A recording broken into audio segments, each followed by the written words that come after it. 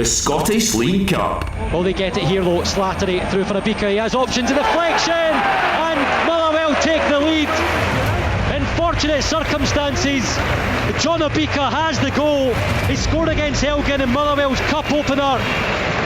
Motherwell won, Queen's Park nil. We know where we are and what stage of the season it is, but what's vitally important to me is that we go and win the game, we get a clean sheet and we give ourselves a chance to go and win this group. Now you're Watson driving towards the edge of the box, he's offloaded to Vassell. Can he get the left foot shot away? You bet he can! Blasted it past Mehmet to surely give Kilmarnock all 3 points. Winning on the road is something that we have to do a lot more of this season. We scored 2 very good goals today, and Vassell come back into things is a huge lift for us. It's All Saints Day. St Mirren have scored 4, so too have St Johnstone against our the substitute McChrystal St Johnstone this afternoon. They are now matching St Mirren 4-0 ahead. When you score early, it helps. Delighted for the players. I showed a good reaction to last week. To score 4 goals in any game and get a clean sheet, you're always got to be happy. So no, delighted with the day's work. When Kajol, the substitute for United, into the box, he was challenged, he went down. I have to say, I thought it was very, very soft indeed. A red card followed for co-manager Ryan Strachan, and here's Holt, and he finds the net again. It's Dundee United 3,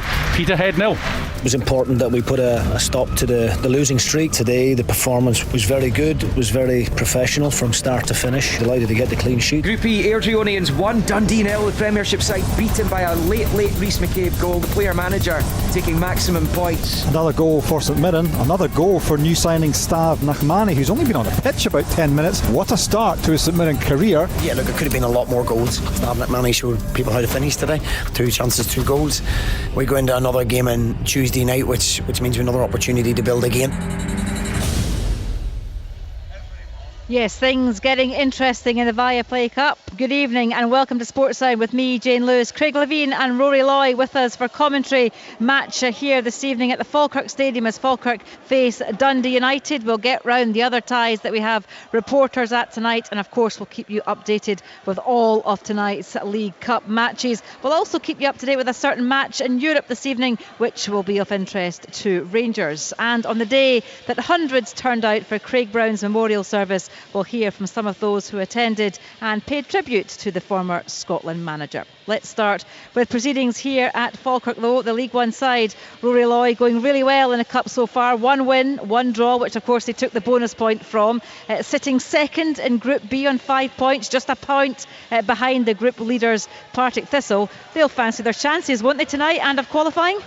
Good evening, Jane. Yes, absolutely. Why not? I watched Falkirk play around this time last year against Hibernian, who are obviously in the Premier League, and they were excellent that night. Played some really good football, tired towards the end, but deserved their win that night. And John McGlynn will be hoping of a replica performance tonight. It's not going to be easy. Dundee United have picked up 3 points at the weekend in the group, and Jim Goodwin needed that, to be fair. And I think they'll face a Dundee United side in much better spirits and much higher confidence and things, but I see absolutely no reason why Falkirk can't be competitive tonight and look to take the 3 points. Craig, how do you see this one panning out? Yeah, well, there's shoots of recovery, I would say. There's not any real strength to that as yet, and I do think that United have got a really tough task. I mean, the pitch looks magnificent. It's not often to say that about an Astroturf pitch, but I believe it just laid a new pitch this summer. And I managed to walk across a little bit when I came in, and it was fantastic. It really was.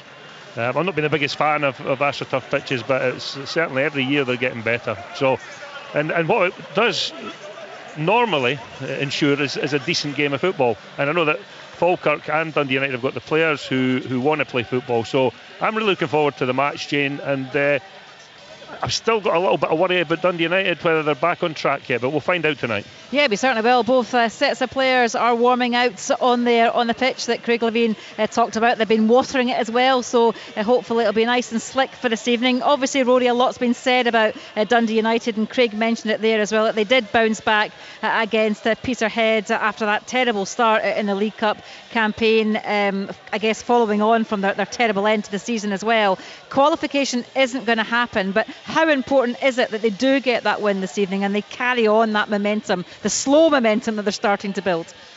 Yeah, well, I was speaking to Craig before we came on air there, and this is an expectation that Jim Goodwin and his players are going to carry all season.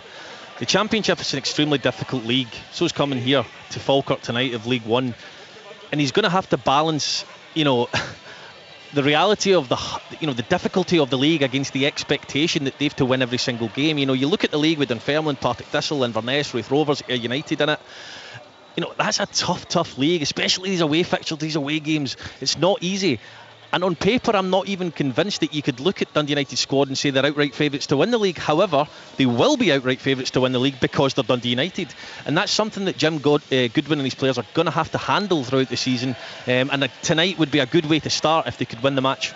How tough is that for a player, Craig, if you're coming into a team or you're already maybe part of a squad, that expectation is heaped on you from day one already? Yeah, but I think if you play for one of the big clubs in Scotland, then you're at that club for a reason, and generally part of the reason is that you can handle the pressure to play there.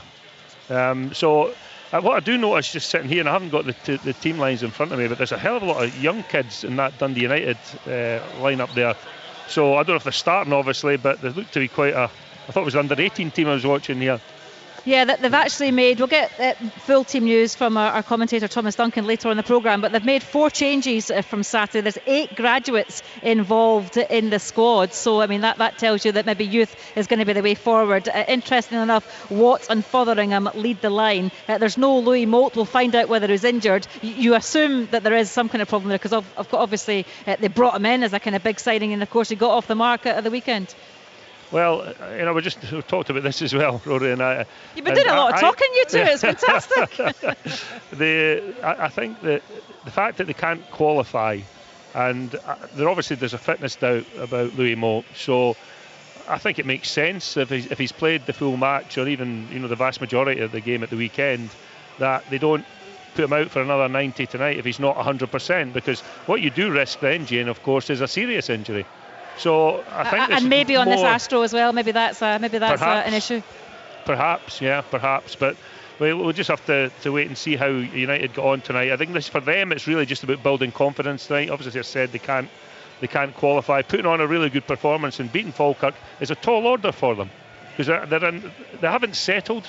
I think they've still got other players to bring in. I mean, I can't for the life of me think that's going to be their squad for this season. There's 8 young academy players there. They can't rely on those guys to win the championship in Scotland. It's impossible. But somebody said that in Man United once, didn't they? Yeah. Jane, what I will say, Jane, and I think was never let to live it down, actually. So let's get that looked up on somewhere, shall we? Sorry, Rory. No, you're quite all right. I was going to say as well is Dundee United, despite the win at the weekend, will be fragile. John McGlynn will have his team fired up. He'll have them out, and if they start quickly, he'll be saying if you score early, they could get quite shaky, Dundee United. So obviously every team wants to start quickly, every team wants to score early, but in some games it can have more of an impact than others, and I think John McGlynn will be looking for a fast start and an early goal tonight. Yeah, well, listen, we've got plenty of ties coming your way this evening. There are 12 in total. We're going to be bringing you live commentary from this one at the Falkirk Stadium, Falkirk against Dundee United. We've got reporters at a couple of other matches as well. We're going to cross live to them very, very shortly. But first of all, let's turn our attention to an event that happened earlier today, because hundreds turned out to pay tribute to the former Scotland manager Craig Brown today as his memorial service took place in Ayr. Some of the greats and the good from the world of football were in attendance, as you can imagine, they were in reflective mood. Great man, Craig, and I was lucky enough to have lunch with him just a couple of months ago in Aberdeen. We did it as an auction prize for Cove Rangers, and Craig was fantastic company. He did look a wee bit frail, but his memory was sensational, and all the stories come back again. And always got a story. Maybe some of the stories I've heard once or twice, but always a story, and always a smile on his face, and always a very positive person as well. So I've travelled down to Aberdeen just to say farewell to a very special person. I was a young runner and I was at Morton, and we were doing a coaching course down at Largs, and I was helping out, and he was speaking about his back five system with Scotland and how nobody wanted to play right wing back. He says Craig Burley used to moan the face off him, don't want to play it there, Tom Boyd didn't want to play there. And I put my hand up and says, I'll play there for you, and he says, I'll keep that in mind. But the call never ever came, and I reminded him, and he remembered it when I seen him. But I think he had that's probably a lot of his stories couldn't be repeated, and you would appreciate that was a kind of that humour, that dressing room humour was different class. I don't think Craig had an enemy in this world. He was just a wonderful guy. Certainly one of the best managers I worked with. No, he's made a huge mark in the world of football, and hopefully someday it'll never be forgotten. A sort of quiet leader when he was as football manager, got us to be successful with qualifications for major tournaments. So it took a long while for us to get to where Craig had gotten us all those years ago. So I think we've got so much to be thankful for him. Well, the thoughts there of Alex McLeish, Willie Miller, Derek McInnes, Stuart Milne and Tom Boyd. Craig, hundreds at the service, great tribute, and no surprise because he was such a popular figure, wasn't he? Yeah, he was such a gentleman, really was. Every time I met him, and when he was on the sort of board at Aberdeen latterly, if you would see him, he always got a smile on his face, always got time to have a chat, and he always threw a few nuggets in as well, some serious stuff just about football. So, yeah, he's just a really nice man, and yeah, it's sad, isn't it? Yeah, it really is. Rory, do you have any Craig Brown moments? You're a little bit younger, obviously, but you will have come across him, I guess, in your travels in football? Well, not just in travels in football. I'm of an age where, growing up in the 90s, you remember these football tournaments that Craig Brown got us to. So, reflecting back as being a 10, 12-year-old boy and watching Scotland in these World Cup fixtures and these, and then you don't really get the realisation until you're a wee bit older as to who it was that led us there and who did it. And of course, amongst current players, I know Jamie Murphy, an ex-roommate of mine at Scotland 21's, told a nice story about Craig Brown and how he contributed towards his 21st birthday celebrations. So yes, I didn't work with him directly, but I've not heard anyone with a bad word to say about him, and thankful for the memories that he stirred up in me as a child. And Craig, just a final one on this. Obviously, you've both got something in common. You're both national team managers. Was there anything specifically that he said to you about that job, either before or after? Well, I spoke to him quite often, and he was always... The thing is, Jane, sometimes to speak to somebody who's been in the same position as you is, it gives you some gauge of where you are, and just how sometimes the issues and the problems that you have been shared by somebody else before. So I spoke to him a few times about things that had happened during my time at Scotland, and he always had an answer. He always had an answer. I just didn't listen, that was a problem. Yeah, he will be well remembered, for a long time to come. That's Craig Brown, who was well remembered today at that memorial service at Ayr Racecourse. Hundreds of people there, it turned out, in tribute to the former Scotland manager. Sad news indeed. Let's get back to matters here at the Falkirk Stadium, shall we? Falkirk against Dundee United is our live commentary match this evening. We're going to hear from the Dundee United manager, Jim Goodwin, in just a moment. But first of all, let's hear from the home manager. John McGlynn has been talking to Thomas Duncan. John, a game for you, a chance to go top of the group and put yourselves in pole position to qualify as winners. Is that the message to the players? Absolutely, yeah. So we've got two games to go, 2 home games. If we can take maximum points, we'll get up to 11 and we'll top the group. We understand that it'll be very difficult tonight. Dundee United are a good side. They maybe not had the start that they would have wanted, but nonetheless they've got a good victory at the weekend against Peterhead, and I'm sure Jim will be wanting to build on that. So we respect them. We don't fear them, but we respect them. But we're playing well, and we feel that if we can continue with the standards that we set at the weekend, then we'll give ourselves a good chance. There's a lot of talk from different managers about the impact having competitive action so early as you're still building your team, getting fitness into the legs. How have you found that your team has responded so far? Well, we were maybe ahead of the game with regards to, we've got 19 first team players, and we had all these 19 first team players when we started back. We actually did our work. We brought in 7 new players, and we had them from day one. So we've been prepared and ready for this, as we were last season. So I've not got any moans and groans and everything else about it's too early and all the rest of it. We wanted to hit the ground running with a good build up to the priority of being the league, but we've picked up some really, really good pre-season friendlies, some really good games there, and now good games in this cup, and we have a good opportunity tonight to show what we can do. Hopefully get the 3 points and get ourselves top of the group, as you said. What are you expecting from Dundee United? They've obviously had a bit of a shaky start, but responded at the weekend by beating Peterhead. What kind of game are you expecting? Yeah, I mean, they're going to try and play football. We try and play football. I think it'll be a good football game with plenty attacking intent from both teams. So I expect them to play. I admire Jim. I think Jim's a top manager. I like the way his teams play, and I think they'll try to play good football tonight. They've got youngish players who have got flair and ability, and they'll be looking to try and build on their win at the weekend. We want to try and build on the performances we've put together and win this game. Thanks, John. Cheers. Thank you. Good luck. That's John McGlynn there, the Falkirk manager. Let's get straight down to trackside and join the Dundee United manager, Jim Goodwin. He's live with Thomas. Jim, you got an important win at the weekend. How important is it to keep up that momentum this evening? Yeah, that's basically been the message to the players. Just try and get in good habits early doors.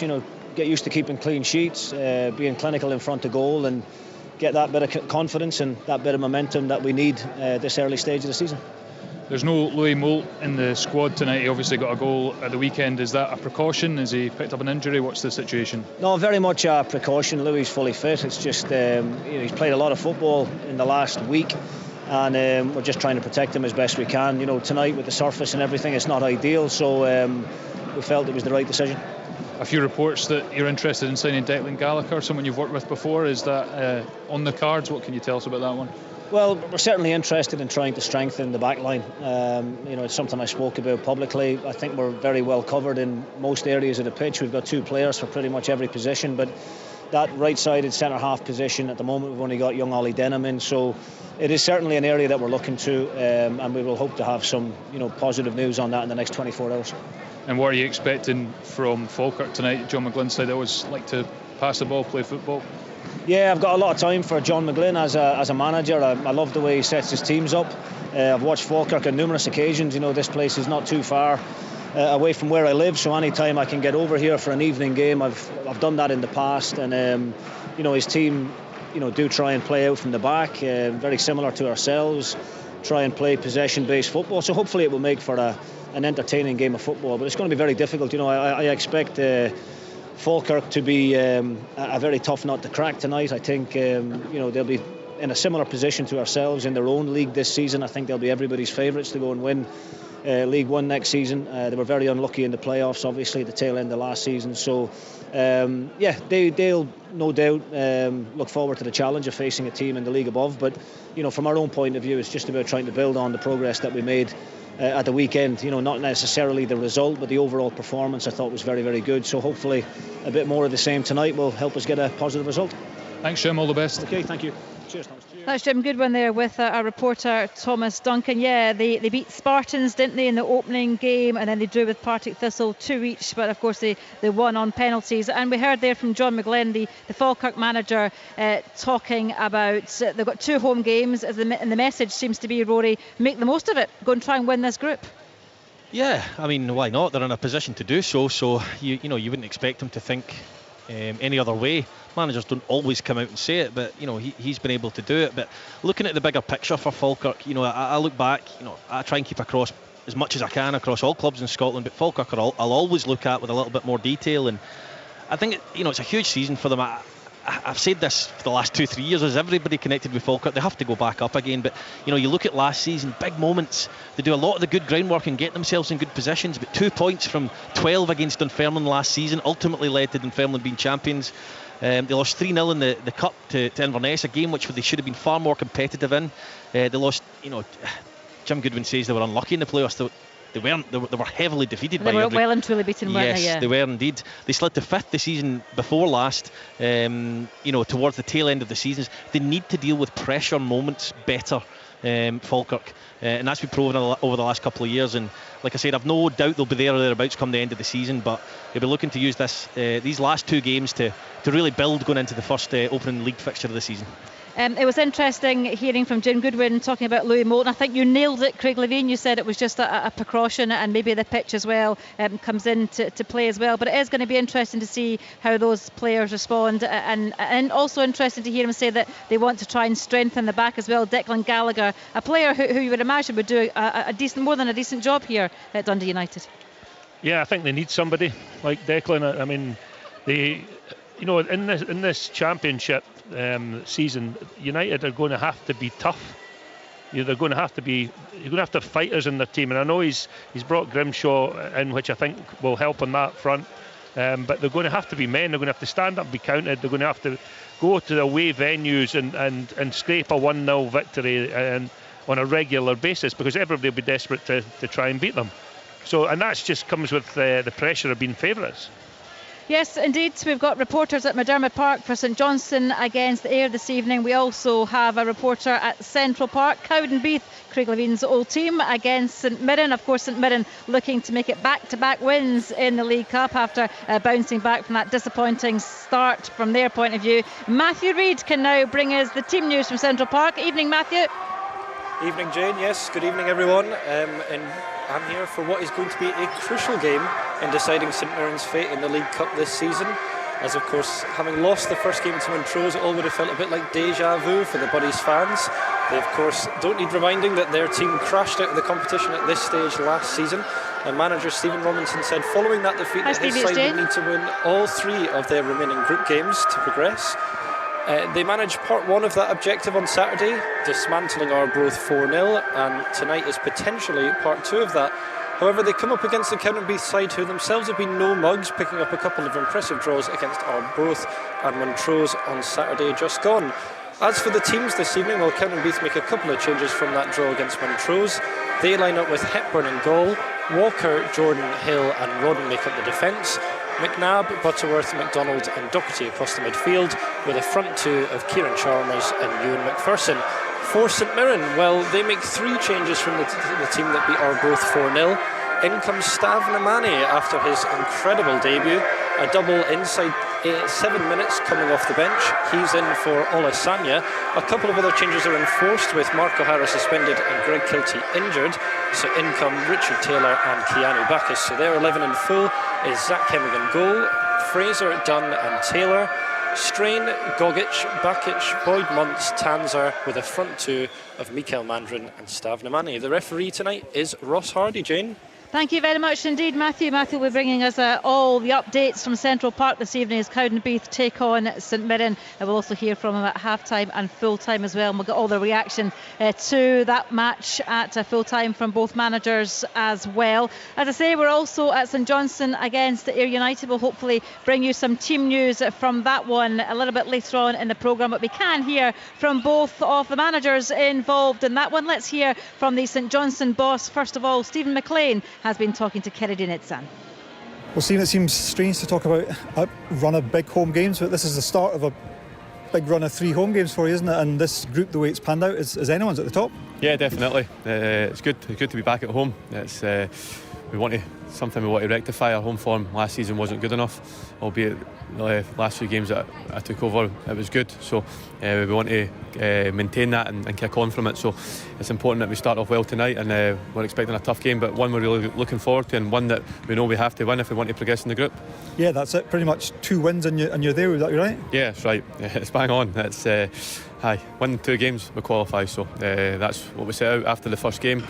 We lost against Dennismuir. We knew that we thought if we won the 3 games we would get there, so it's played out that way. So yeah, we know we've got to win. It's a pretty strong team you've put out tonight. It doesn't look like too many changes from that result a couple of days ago. No, same team. Players were excellent. I'm a big believer in that. If the players do well and they deliver, then they stay in the team. So I've stuck with the same team, and hopefully they can go and get the job done tonight. Have you enjoyed is enjoy the right word for a pre-season, your first sort of close season as a manager? What's it been like? Yeah, I enjoyed it. I enjoy every part of the job. It's different, but it's something that I like and I love doing, and it's something that I've always wanted to do. So yeah, I'm enjoying it, embracing it, and obviously it's more enjoyable when you win games of football. So hopefully we can keep winning games. And do you like that side of things when you're kind of looking at players and recruitment and all that kind of stuff as well, kind of the whole gamut of being a manager? Yeah, it's good. It's busy, but no, it's something I really enjoy, and I've got good staff as well. So I think it's not just me, it's the whole group and the whole staff. So I've got good staff behind me as well. So it's everybody together. I wonder as well, getting your feet under the table as you did at the end of last season, that's got to help as well. Give you a wee platform. Definitely. I knew what I was letting myself in for, if you know what I mean. So yeah, no, it's certainly helped, and I think obviously the recruitment side of things is different, and I've been involved in it before, but it's more so now. But Gus is helping me with that as well, so he's been a big help for me. And no, listen, every part of the job I'm loving just now. And a word for your opponents tonight. They've started off pretty well. Their manager saying that they're way ahead of where they were this time last season. They'll be tough, won't they? Yeah, definitely. I know Lee personally as well, so he's a great big boy, and I wish him all success after tonight. But yeah, they're a good side. They had a good season last year as well, so we know that it's not going to be easy tonight. I watched them on Tuesday evening against Dennismuir, and they were very good first half, and they tried to play and stuff, so it'll be a difficult game, and on paper it's our toughest game that we're faced, so we need to make sure that we're spot on, and we know our attitude has to be there, and our intensity levels and our good play has to be there, and hopefully we'll win the game. Good man, all the best tonight. Thank you. That's Stephen McLean, the St Johnstone manager there, telling our reporter Kerry Deanidzan that he's enjoying this managerial malarkey. He'll be enjoying it even more should St Johnstone rack up another win here at Ayr at McDermott Park against Ayr, I should say, this evening. But I'm sure Ayr United will have plenty to say about that, and their manager Lee Bullen has now also been talking to Kerry Dean. Ellie, first of all, just your team news tonight. Any changes? You've had a pretty good start to the season, haven't you? No bad? Very good start. Steady away. Listen, every game's a tough game at this stage. You've seen some of the results that have happened earlier on.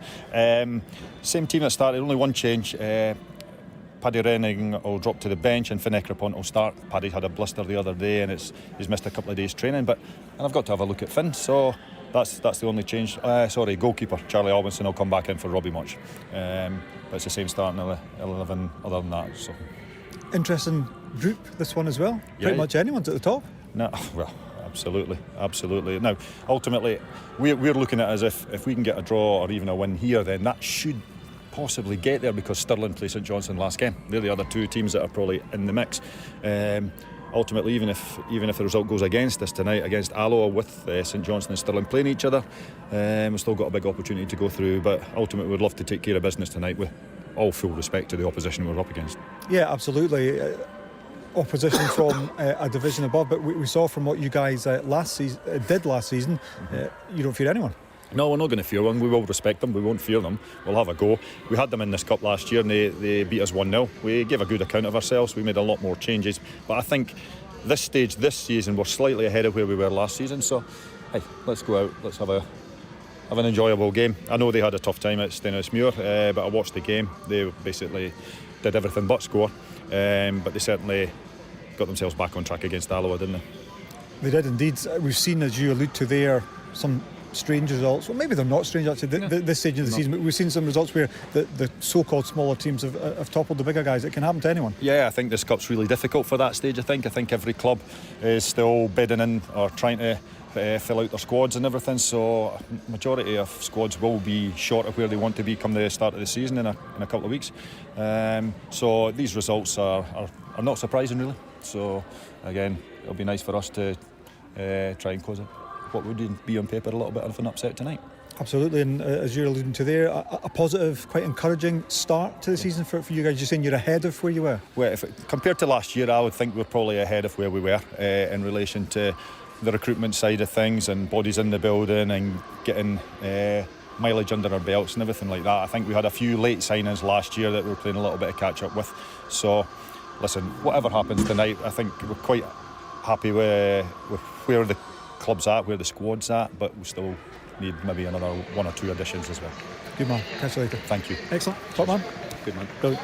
That's Lee Bullen there, the manager of Ayr United. Oh, he's a top man and he's looking forward to this evening's cup tie as well. Kerry Deanidzan doing the interviews there for us pitch side. He has hightailed it up to the media seats at McDermott Park. And Kerry Dean, you can bring us the team news. I had a quick look. Obviously they signed Aidan McGeady, didn't they, during the week at Ayr United. I don't think he's made it though, has he?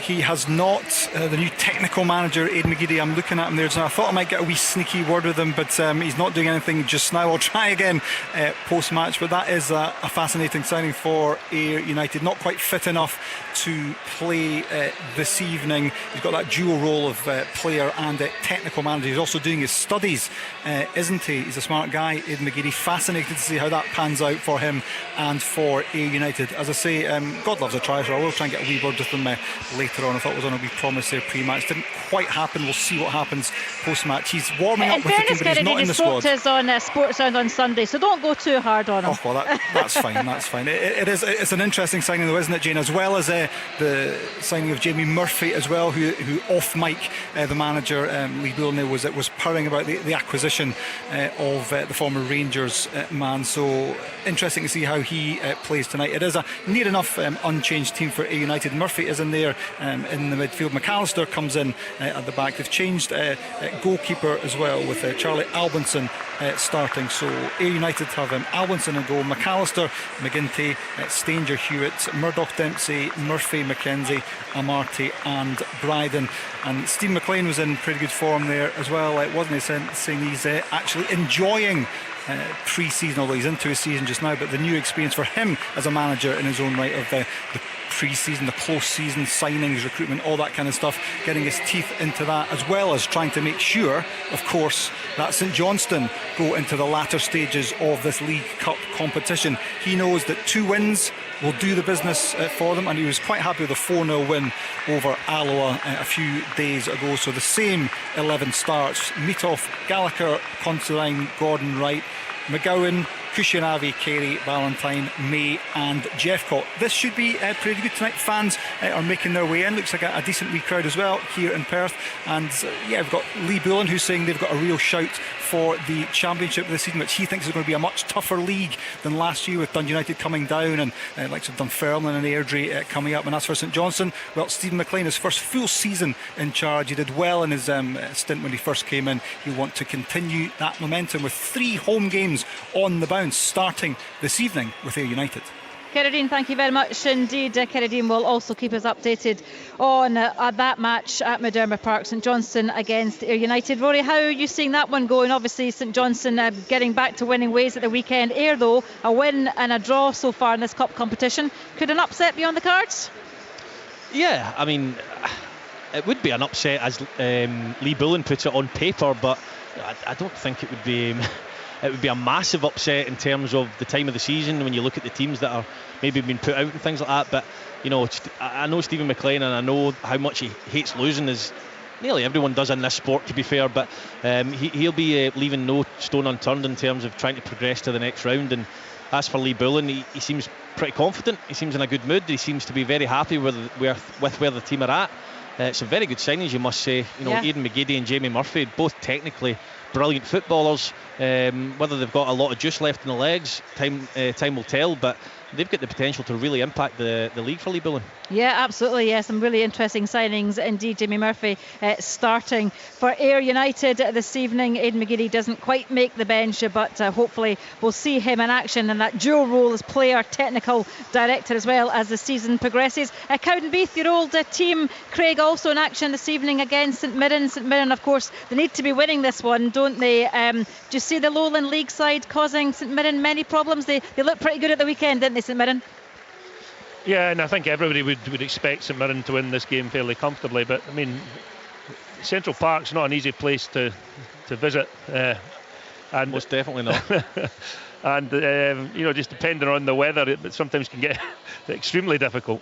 So yeah, Cowdenbeath at home, the very, very small, tight pitch, and changing rooms. Yeah. Oh, you are speaking from bitter experience, I am sensing there, Rory. No, that's all. Yeah, so no, it's I mean, Cowdenbeath are the underdogs here, and that's one of the things that you need to sort of take into account. If they play with freedom and they're not expected to do anything, and they get in front, then it becomes a difficult place to get goals back. You know, it's not an easy place to score goals, particularly if Cowdenbeath have got a 1-0 lead and they're defending deep. So, yeah, it's a long shot, isn't it? But you know, Cowdenbeath have always got a chance.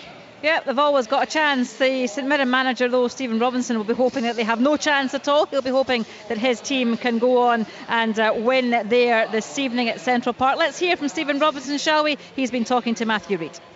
Stephen, good to see you. First of all, just talk us through the changes for this evening. One, it looks like a selection. You've put McMahon in for the start. The other two, it looks like you've replaced O'Hara and Kilty. Are they both injury enforced? Yeah, well, Harry's suspended with his 2 bookings, and Kilts is obviously he's having a scan on his ankle tomorrow just to see how bad it is. So they're 2 enforced changes. Stav, obviously, we're trying to get the fitness, so we feel another 45 to 60 minutes tonight might just sharpen him up even more than what he was on Saturday. And say we're constantly building towards the Hibs game while also trying to get positive results along the way. How difficult is that, I guess, to pick a team that you're trying to give players a chance to get the minutes, to get used to playing with new teammates potentially, but at the same time you need guys that are going to be prepared enough to get the result that you need tonight? Yeah, we feel that's the case. We wouldn't put them in if they weren't prepared. We just, minutes is, there's been a few boys haven't had enough minutes, so we're trying to gain that. But also we're very conscious that this is a difficult match, and we have, you can see by the selection, it's a very strong team, and we expect to go and do well.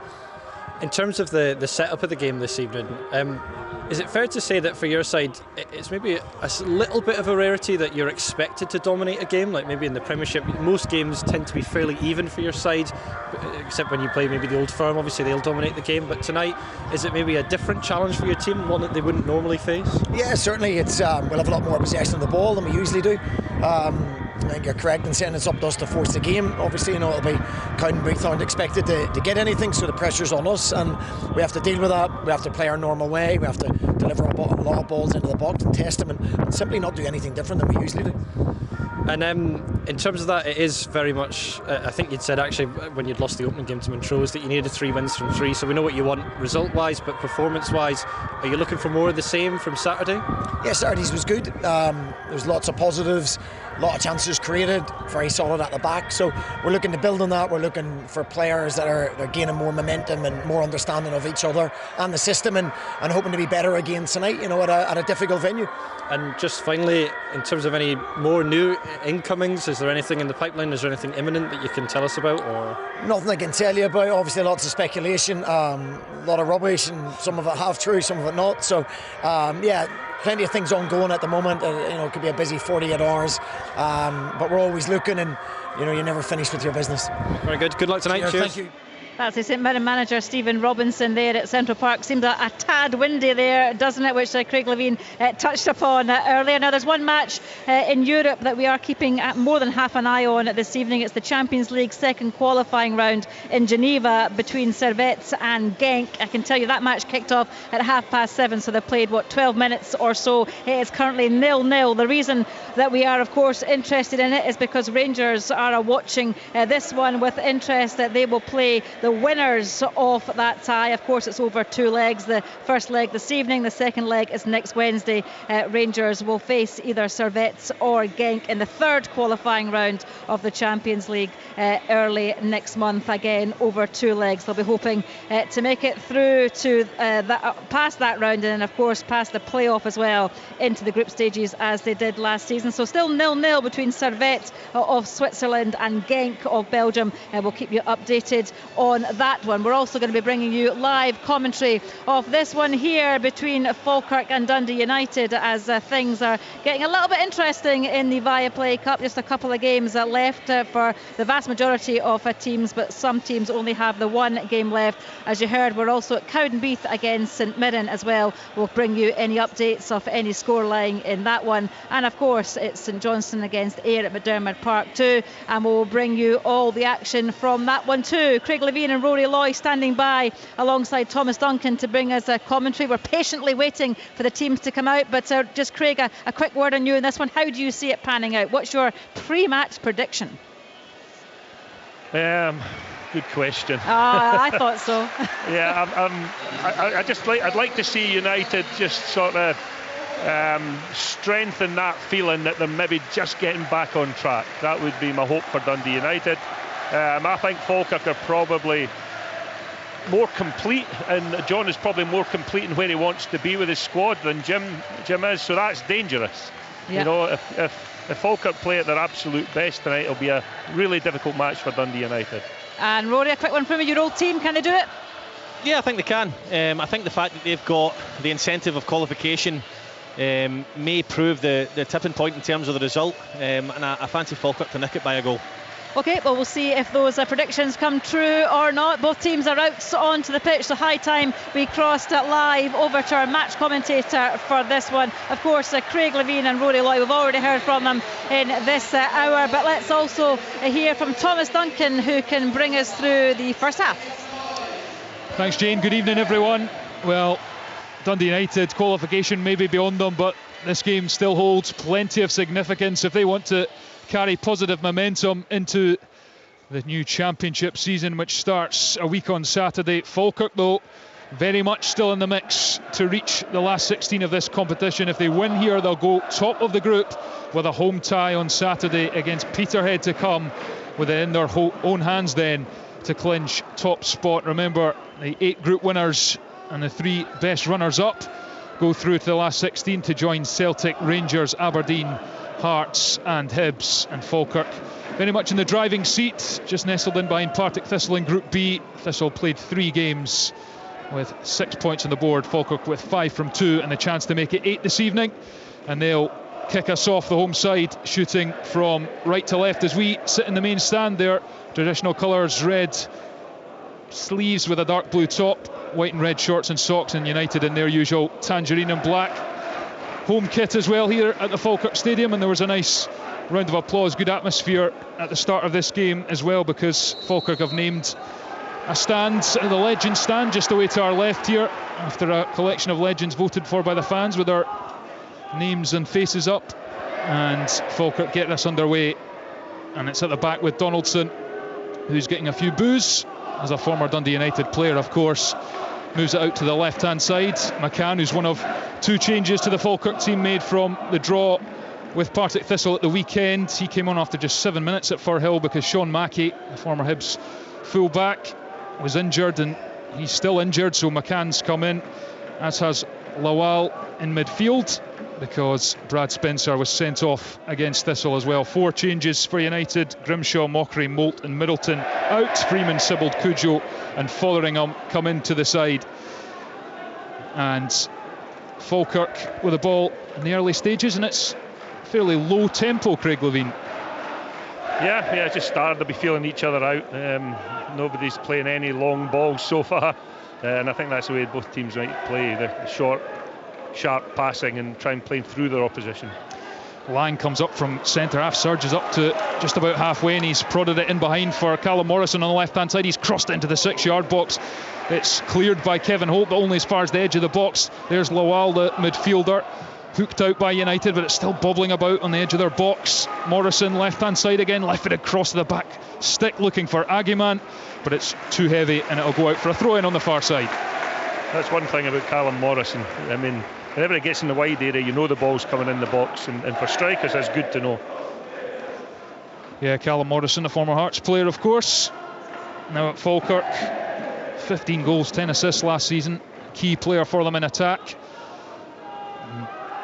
Lawal goes up for a header, Holt, and it goes out for another throw into Falkirk on the far side. The home side showing good intent early on, and why not? Plenty on the line for them, and interesting to hear John McGlynn. No excuses, he said. His team are rearing to go from day one. Feels he's got his squad in good nick, and it's a pressure season for them here, really, because they're about to embark on a 5th straight season in League One, which is absolutely not where they want to be. Here's Morrison on the left hand side. Jinkson from the touchline tries to find Lawal, but it's straight to Freeman, who half clears it, and then there's a foul in the middle of the pitch. Gary Oliver goes over under a challenge from Tony Watt. Falkirk free kick. You can see on the other side from Callum Morrison that Agiman, who they've signed from Celtic Hearts, is coming in the pitch. Finn Yates is pulling out wide, trying to get the diagonal onto him early doors, but Dundee United attacking here. Yeah, they're on the counter-attack, and it's down the left-hand side. Kai Fotheringham, left-hand side of the box. He's trying to jink in, gets the byline, and he's overran it straight out for a goal kick.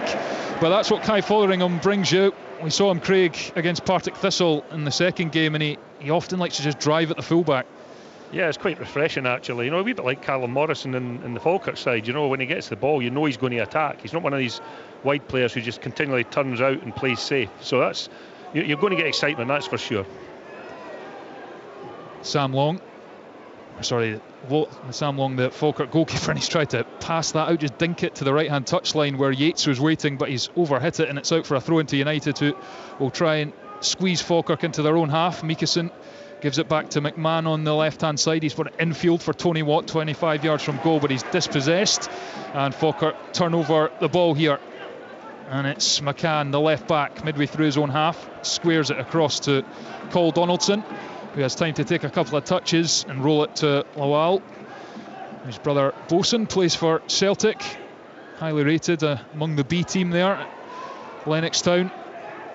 Falkirk still with the ball. Oliver, midway through his own half, feeds it infield to McCann. And it's gone all the way back to Lang, the centre half, and he's gone back to Long, who's had to scramble across his goal to prevent that from creeping in, and he actually took a good first touch, because if he didn't, it could have bobbled over into the back of the net.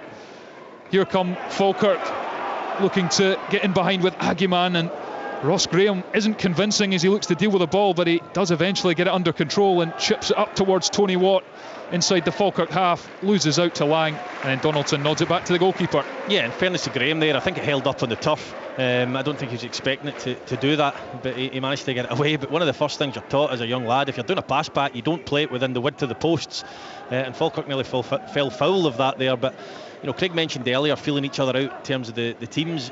I think this stage of the season, as teammates, you're feeling each other out as well and get to know each other's game. Here's Docherty into the path of Meekison, who stabbed it in for Fotheringham, who's come in the field, looks to put it around the corner inside the box again to Meekison, but it's weak, and Falkirk can step in and intercept, but Fotheringham's harried Stephen McGinn, and he's got it back on the byline, pulls it back to McCann, who puts the left-footed cross in towards Tony Watt. It's won by Donaldson at the back post, headed out. Dundee United still have it.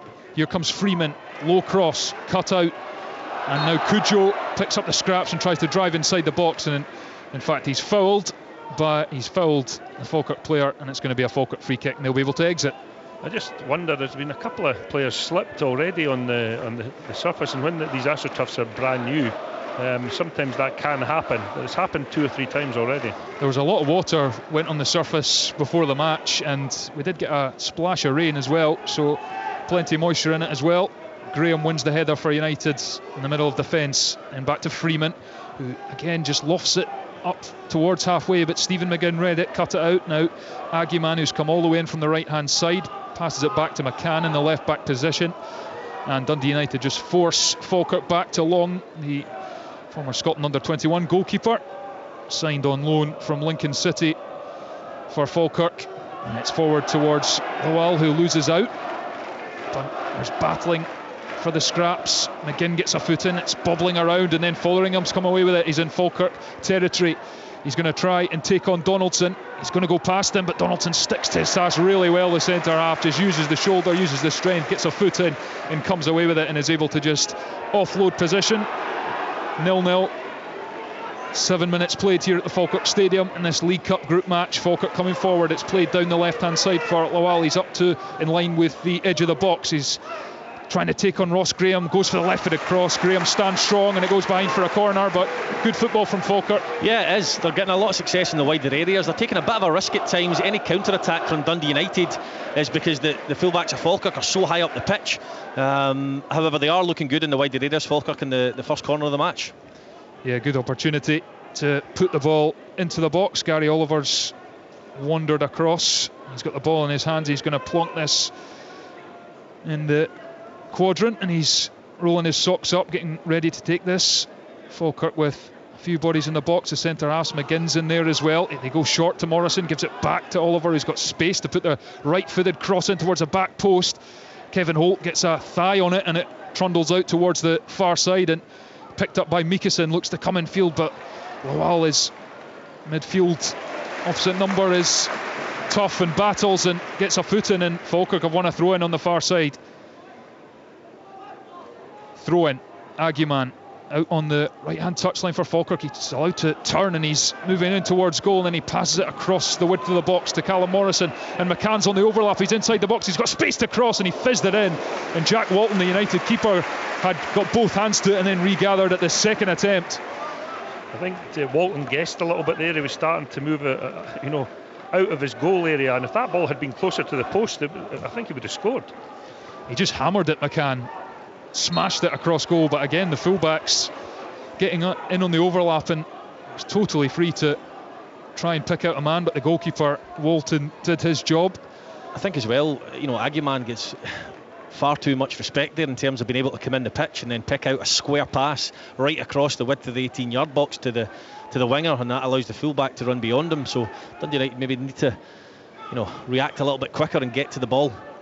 Yeah, well, from that position out on the right hand side, he drove in field and smashed one in against Partick Thistle on Saturday, so United should be alive to that. Here's Tony Watt looking to slip in Freeman, who was making an underlapping run into the box, but it's blocked. I'll go out for a United throw in line with the edge of the box, and Freeman goes across to take the right back. He's looking for options. Mikkelsen's there. Cujo also goes short. It goes to Mikkelsen, who then nudges it onto Cujo, lets it run across his body, feeds it for Watt. Watt looks to turn around the corner to Cujo, gets the shot in long, had to get down low to make the save. And now Falkirk come away on the counter-attack. Aguiman with a switch of play with the right foot, and that's a beautiful pass out to the left-hand side with Callum Morrison, who takes it in his stride, and he's surging into the box. Morrison, can he get a shot away? He can. Walton with a save. End-to-end stuff here at the Falkirk Stadium. Chance a piece, and it's still alive as Tony Watt chases it down, and eventually it goes out for a throw-in on the near side to Dundee United, 0-0. Well, where do we start with that then? I mean, that was good play by Cujo, wasn't it? A good link-up play with Tony Watt, and he got himself inside the penalty box. The shot was on target, good save, and then Falkirk raced down to the other end of the pitch and had an opportunity themselves. Yeah, Callum Morrison. His first touch was beautiful there. Yeah, off the back of the back heel, like back of the foot. Looked lively early on. Callum Morrison. United take the throw. Docherty, a new captain for the season, goes back to Graham, who puts it across to Walton, the goalkeeper, who has looked fairly solid from what I've seen in the first few games. We know it was such a problem position for Dundee United last season. Mark Berighetti's still at the club as far as we know, but not in the squad, not given a number, and he's not going to be part of things. Walton, the new number one. Here's Cujo midway through his own half under real pressure from Leon McCann, the left back, and he's got the pass away to Holt across the defensive line, who's put it up to McMahon on halfway. Ball infield to Fotheringham, forced back to Holt, goes across to Graham, his centre half partner. 11 minutes gone here at the Falkirk Stadium, still goalless, but it's been a lively opening. It has, and one player who's for Dundee United who, you spoke about a minute ago being made captain is Ross Docherty. Craig spoke before the game about in the Championship having to have players with fight and dig and determination, and he's been about this league for years, or he will be when he gets to the Championship, and I would just wonder if Jim's recognised that himself, and that's one of the reasons he's been made captain. Yeah, they've taken Kevin Holt as well from Partick Thistle, that Thistle team who were so close to the Premiership this season before being denied on penalties by Ross County. United going to get a free kick here. Foul just in line with the left-hand corner of the box, about 30 yards out or so. Chance to whip a ball in from the left-hand side. I think it was Mikkelsen who was tripped in the end. And the referee, David Monroe, blows the whistle. Aguiman spun in behind a few times. He wants to do that a lot. He came to feet there, and there was a bit of a miscommunication, I think, because he had the ball nicked off him, and it's ended up in a dangerous position for Dundee United's free kick. Yeah, Sibbald is over it, as is Mikkelsen. I think it's going to be Mikkelsen to put it in with the right foot, right onto the edge of the 6-yard box. There's a header on it, I think from Kevin Holt, and it just bounced and went into the arms of Sam Long. A half chance, nothing more really. He was kind of stretching for it. Rory, who do you think's got the advantage at set pieces? It's a difficult. Everyone looks so small from up here, Craig. It's difficult to say. We're quite a distance up, but you look at Holt, who's very dangerous, and his centre back partner's a very tall lad as well. You get Tony Watt. I would say probably just Dundee United edge it on that one. Here's Freeman, right hand side, chips it up the line to Cujo, who's never going to win an aerial battle. Lang gets there first, but Watson quickly to pick up the second ball. He's pushed down slightly, falls, doesn't get the free kick, but he gets back up, puts it into the middle of the box, and Sam Long had to come and punch that. There's Sibbald to keep it alive on the edge of the area for Dundee United. Out to McMahon, who's trying to go round Aguiman, and he's won a corner off the Falkirk winger. Better from United. Yeah, I agree. I think that Falkirk started the better, and United are sort of creeping their way back into the match. 13 minutes gone, goalless here at the Falkirk Stadium in this Group B match in the League Cup. Dundee United qualification all but beyond them, but Falkirk right in the mix to win this group. United, though, this is their last game, want to finish with a flourish and try and carry some momentum in. Corner comes in into the near post. It's flicked on by Docherty. It's still not clear by Falkirk. Bobbling around, and then eventually it takes one bounce and Gary Oliver hooks it clear down towards the halfway line. And in fact, Callum Morrison's going to get on the end of this. He's on the right hand side and he's tried to thread a ball in behind for Aguiman. He was surging through the middle, but Jack Walton, the United keeper, read it well and just hooked it out for a throw in. I thought, Rory, for a second there Callum Morrison was going to look up, because Walton was almost out his box before he played that ball through, and the goal was wide open. Throw into Falkirk far side, 0-0. Comes into Stephen McGinn, experienced midfielder wearing the captain's armband, and it's there for Finn Yates, the right back. He's going to try and go round the outside of Scott McMahon. There was a bit of a short pull there, but play on, and United eventually get it away. And here's Fotheringham midway through his own half, gets it away onto the left touchline. McMahon infield to Holt at left centre half, into Docherty, who's dropped in, is allowed to turn. He's pursued by two Falkirk players though, and Lawal comes away with it, and then the tackle comes in.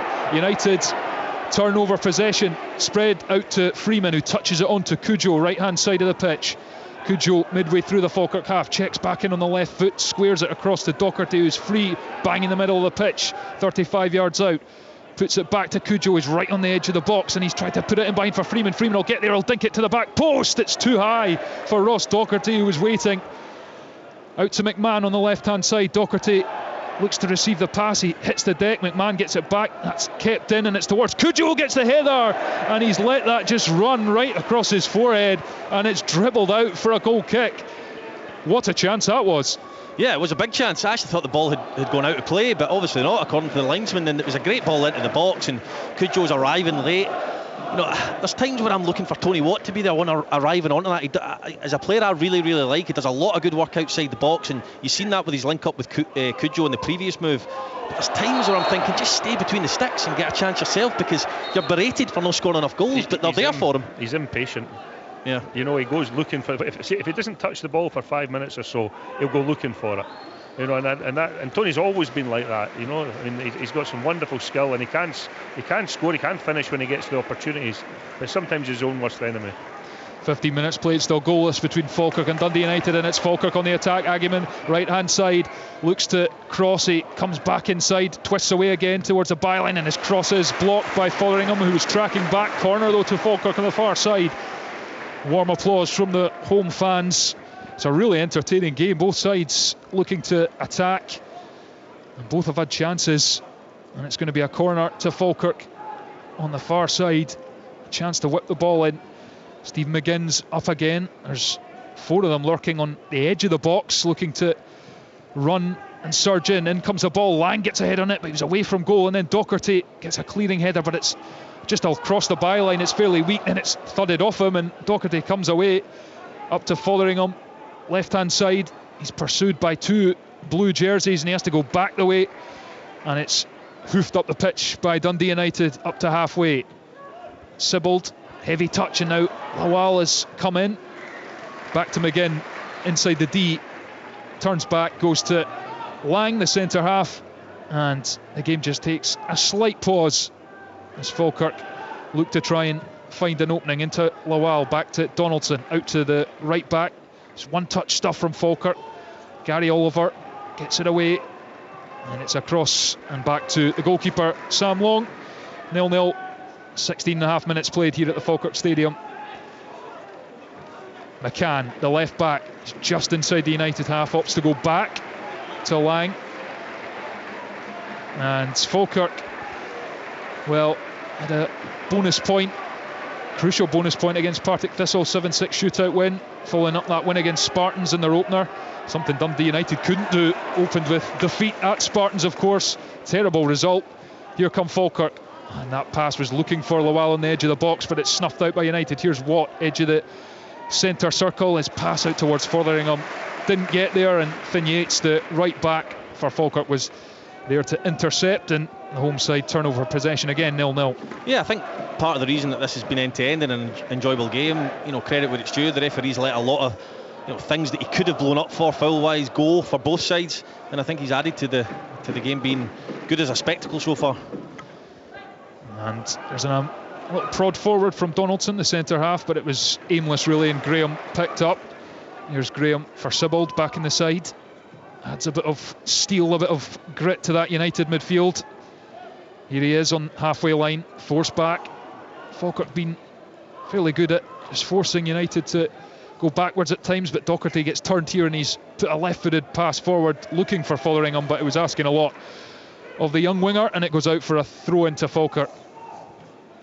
I think Sibbald started here, Rory, didn't he? Yes, he did. He just lives round the corner. He could pretty much walk to the stadium from here. But yeah, he had 150, 200 games under his belt before he moved to Livingston. What was he 16, 17 when he? Yeah, he was very young. Yeah, very I remember young. that. Yeah.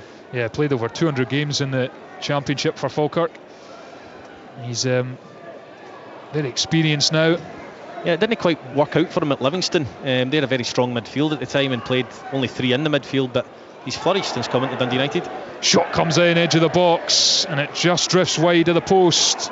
Tony Watt had a little pop, but it's harmlessly by Long's right-hand post, and Falkirk come away with it, take the goal kick short. Here's Tony was complaining that he was tripped in the penalty box.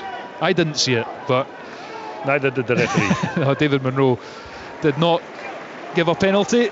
And here come Falkirk. Donaldson, the centre half, surging up to halfway, and he's tried to, well, I don't know what he's tried to do there, but he's passed it straight through to the Dundee United goalkeeper, Jack Walton, who takes a couple of touches in his own 18-yard area.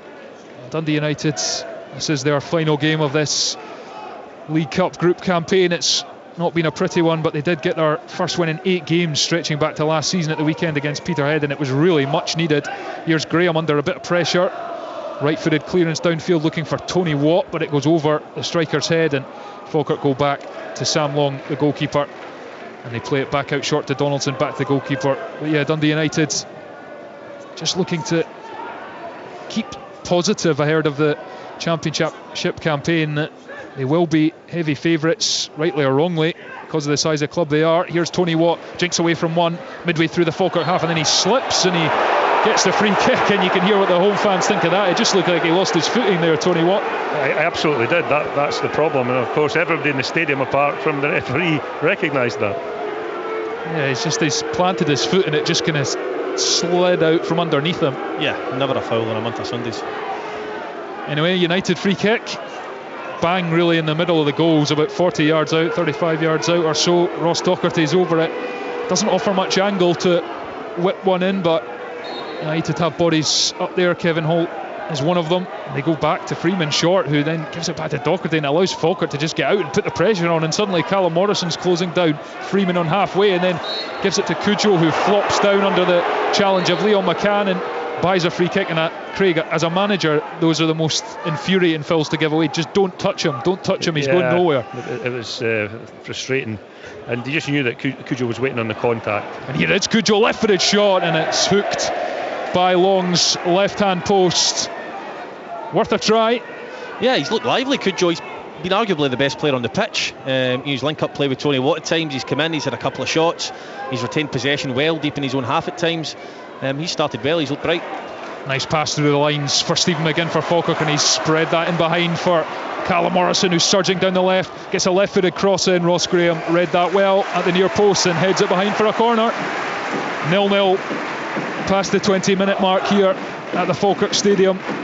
Both teams with chances. If his delivery was ever so slightly deeper there, then Ross McIver would have been on the end of it. It's the first time, to be fair. He's not picked out a teammate, I think, Callum Morrison. Yeah, he just didn't play the ball forward enough, did he? Yeah. He just pulled it back a little bit. Corner. Gary Oliver is over on this near side in front of the main stand, puts the right arm up, delivers with the right foot right into the 6-yard box, and it's headed over the bar. It's another corner. Falkirk looking to keep the pressure on, but they're packing the 6-yard box, trying to put pressure on the United goalkeeper Jack Walton, see what he's made of. Yeah, it's tough for a goalkeeper in this situation with so many bodies round about him, and sometimes it's his own player that will block him trying to come for the ball. And it's inevitable they will score from one of these, because I said that Dundee United had the upper hand at set pieces. Here's Oliver again, raises the right hand, stutters slightly, and then the referee's not happy with something in the middle of the 6-yard box. Some pushing and shoving. Ross Graham's coming across and saying what's wrong. It's him and Cole Donaldson. The ref's having a word with both of them. There's so much going on in there, it's really difficult for the referee to pick out to see what's going on. Oliver will try again, right foot right into the edge of the 6-yard box, and it bounced, and Lang was there, but he was running away from goal and just couldn't really control it. Morrison picks up on the right hand touchline, back to Lawal, who doesn't get a clean connection but does deliver low into the box. United get it half away, but it's back out to Oliver on this left hand side. He's on the corner of the box, throws in a step over, comes back in on the right foot, floats it to the back post, and that's a crucial header from Archie Meekison to prevent Callum Morrison getting a touch at the back stick, but it's another corner to Falkirk, 0-0. Yeah, good defensive play there from which you consider to be more of an attacking player, wouldn't you, Meekison? Yes, you would. Callum Morrison as well made a good run, and the ball was perfect for him actually, but Meekison recognised the danger and got back in and defended it well. Corner on the far side. Archie Meekison on loan here for one game last season before injuring his hamstring.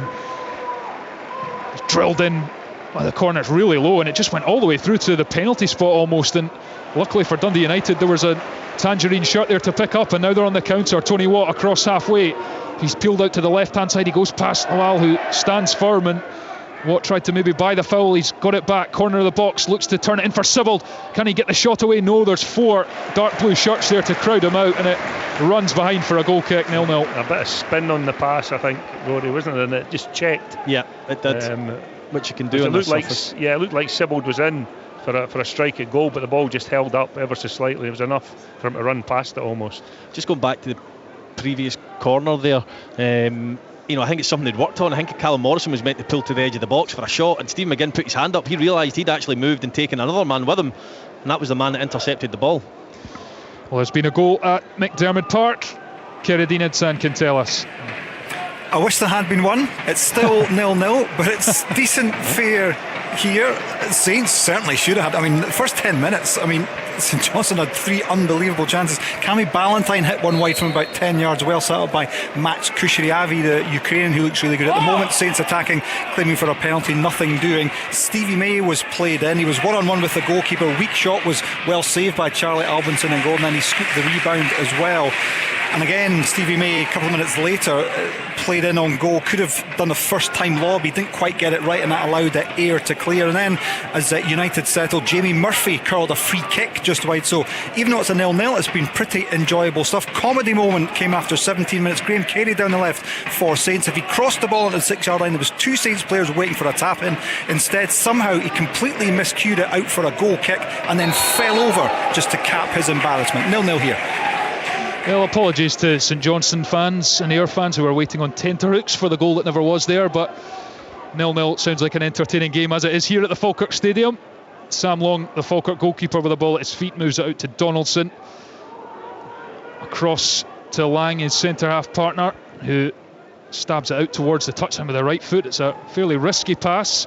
Yates gets a foot on it, but United win the battle in midfield, but then McGinn has picked up the seconds and then goes back to Long. 0-0 as we approach the half-hour mark here at the Falkirk Stadium. Falkirk looking to win the game and go top of the group, which would send them through to the last 16 if they could then back it up on Saturday here again against Peterhead, which they would back themselves to do, especially the way they're playing this evening. They have it in their own half, back to the centre half, Lang. United pressing, and it's gone right across goal, and it's a terrible mistake which has allowed Dundee United to tap in from 8 yards out in their own box. It's a square pass right across the box, and I think it's Fotheringham who's just stole in and passed it in from 6 yards out. And I was just saying how well Falkirk had played, and it's a terrible error from Lang across the box, and it's United who lead 1-0. Yeah, to be fair to United, they had a full press on there, and Falkirk was finding it really difficult to try and find a spare man. hence the result of going back towards the goalkeeper, who you would imagine was a spare man, but it was great play. Which United player was it that scored? Yeah, Fotheringham, I think. Was it Fotheringham? Yeah, I mean he's taken a chance to close the goalkeeper down. It was a poor pass back to the keeper, and it's just a tap in from 8-10 yards out. Yeah, that's calamitous stuff from Falkirk, and it's a shame for them. And here comes Docherty forward as United look to go on the counter. McGinn gets a foot in, and here comes Mikkelsen, left hand side into Docherty, to Sibbald, who's held up in midfield, gives it to Cujo. Freeman wants it on the right hand side. Dundee United looking to add to their tally. Sibbald on halfway, gives it across the hole. It goes back to Graham, and I think this time there has been a goal at McDiarmid Park. Kennedy. Yeah, 29 minutes played. Remember how I said St Johnstone has started really well and missed loads of chances? Ayr United have just taken the lead. Lovely goal as well, beautifully flighted free kick, lovely header, and George Stanger with the header into the top corner. 1-0 Ayr United. 1-0 Dundee United here against Falkirk, and Ayr United leading Premiership St Johnstone, and it's fizzed out to the right hand side for Dundee United, where Cujo collects right at the corner flag. He tries to give it back to Freeman, but that's really well read by Callum Morrison, who steals in, and now he's surging away from Freeman. He's up to the halfway line. The Falkirk winger cuts back inside, lays it off nicely to Gary Oliver. It's really good play from Callum Morrison. He's having a great game. Here's Oliver in the centre circle, over to Donaldson, the centre back, who's midway through the Dundee United half, into Agyeman, who sticks a foot out to try to control it. It bobbles over and Holt can clear. And Dundee United leading by a goal to nil. Yeah, just going back to the goal, Thomas, it's a square pass, and you know, hearing both managers before the game saying they want to play possession-based football. You know, every team wants to play possession-based football, but there's a time where the ball has to go because there's no other option. And to play that ball, you know, in that position, square across your own box, is just a recipe for disaster. And I'm sure John McGlynn will be frustrated at Tom Lang's decision making there. Yeah, absolutely. Undone some of their good work, but they'll keep at it. Here's Lawal halfway back to Lang, who played that pass, and it's dinked over, looking for the left back McCann, but Freeman read it for Dundee United. There's McIver, the centre forward for Falkirk, who we've not seen an awful lot of in the opening half hour of this match. The home side trailing by a goal to nil. And here's Donaldson, the centre back, crosses halfway and then looks to play it out to the right hand side where Yates is waiting, but he's forced back to the goalkeeper Sam Long. Here's Lang, the centre back, with the ball. Dundee United, I don't know what you think, Craig, but compared to what you saw the other night, when they don't have the ball they look much better. Yeah, much better. I mean, the distance between the lines is closed a significant amount, and they're squeezing the game. They're not giving Falkirk an awful lot of time on the ball in any area of the pitch. Here is Gary Oliver for Falkirk in the centre circle. Threads a nice pass in for McIver to the feet, but Sibbald was there to do his job and just nick it off the toes of the striker. Here's Docherty, pass across the halfway line to Cujo on the right hand side. He's going to play it into Mikkelsen. Mikkelsen leaves it. Tony Watts into the box. Touch heavy. Long came out to smother the shot. And Tony Watt, if he could just have taken a slightly better first touch there, he'd had a clearer strike on goal. Chance gone. Still 1-0 United though. Yeah, it should be two. Those are the type of chances Tony Watt should be eating up. Lovely play by Cujo again. Lovely dummy. Comes through to Tony Watt. It should be a case of keeping your cool, touch with the instep with the left and finish it with the right. Unfortunately for him, he took a heavy touch, and on this surface it skipped away from him. Yeah. And there has been an update, or there's Matthew Reid is waiting to give us an update at Central Park, where Cowdenbeath are hosting St Mirren. Matthew. Yes, Thomas, still 0-0 here, but the away side, as you would expect, being the Premiership team, are dominating almost all of the play. Took them a little bit to get going, but they're now slowly but surely building up the chances as they come. Keanu Bakis has probably had two of the best that they've made so far. The first one he saw brilliantly blocked by Dougie Hill, which would have been a certain goal-bound shot.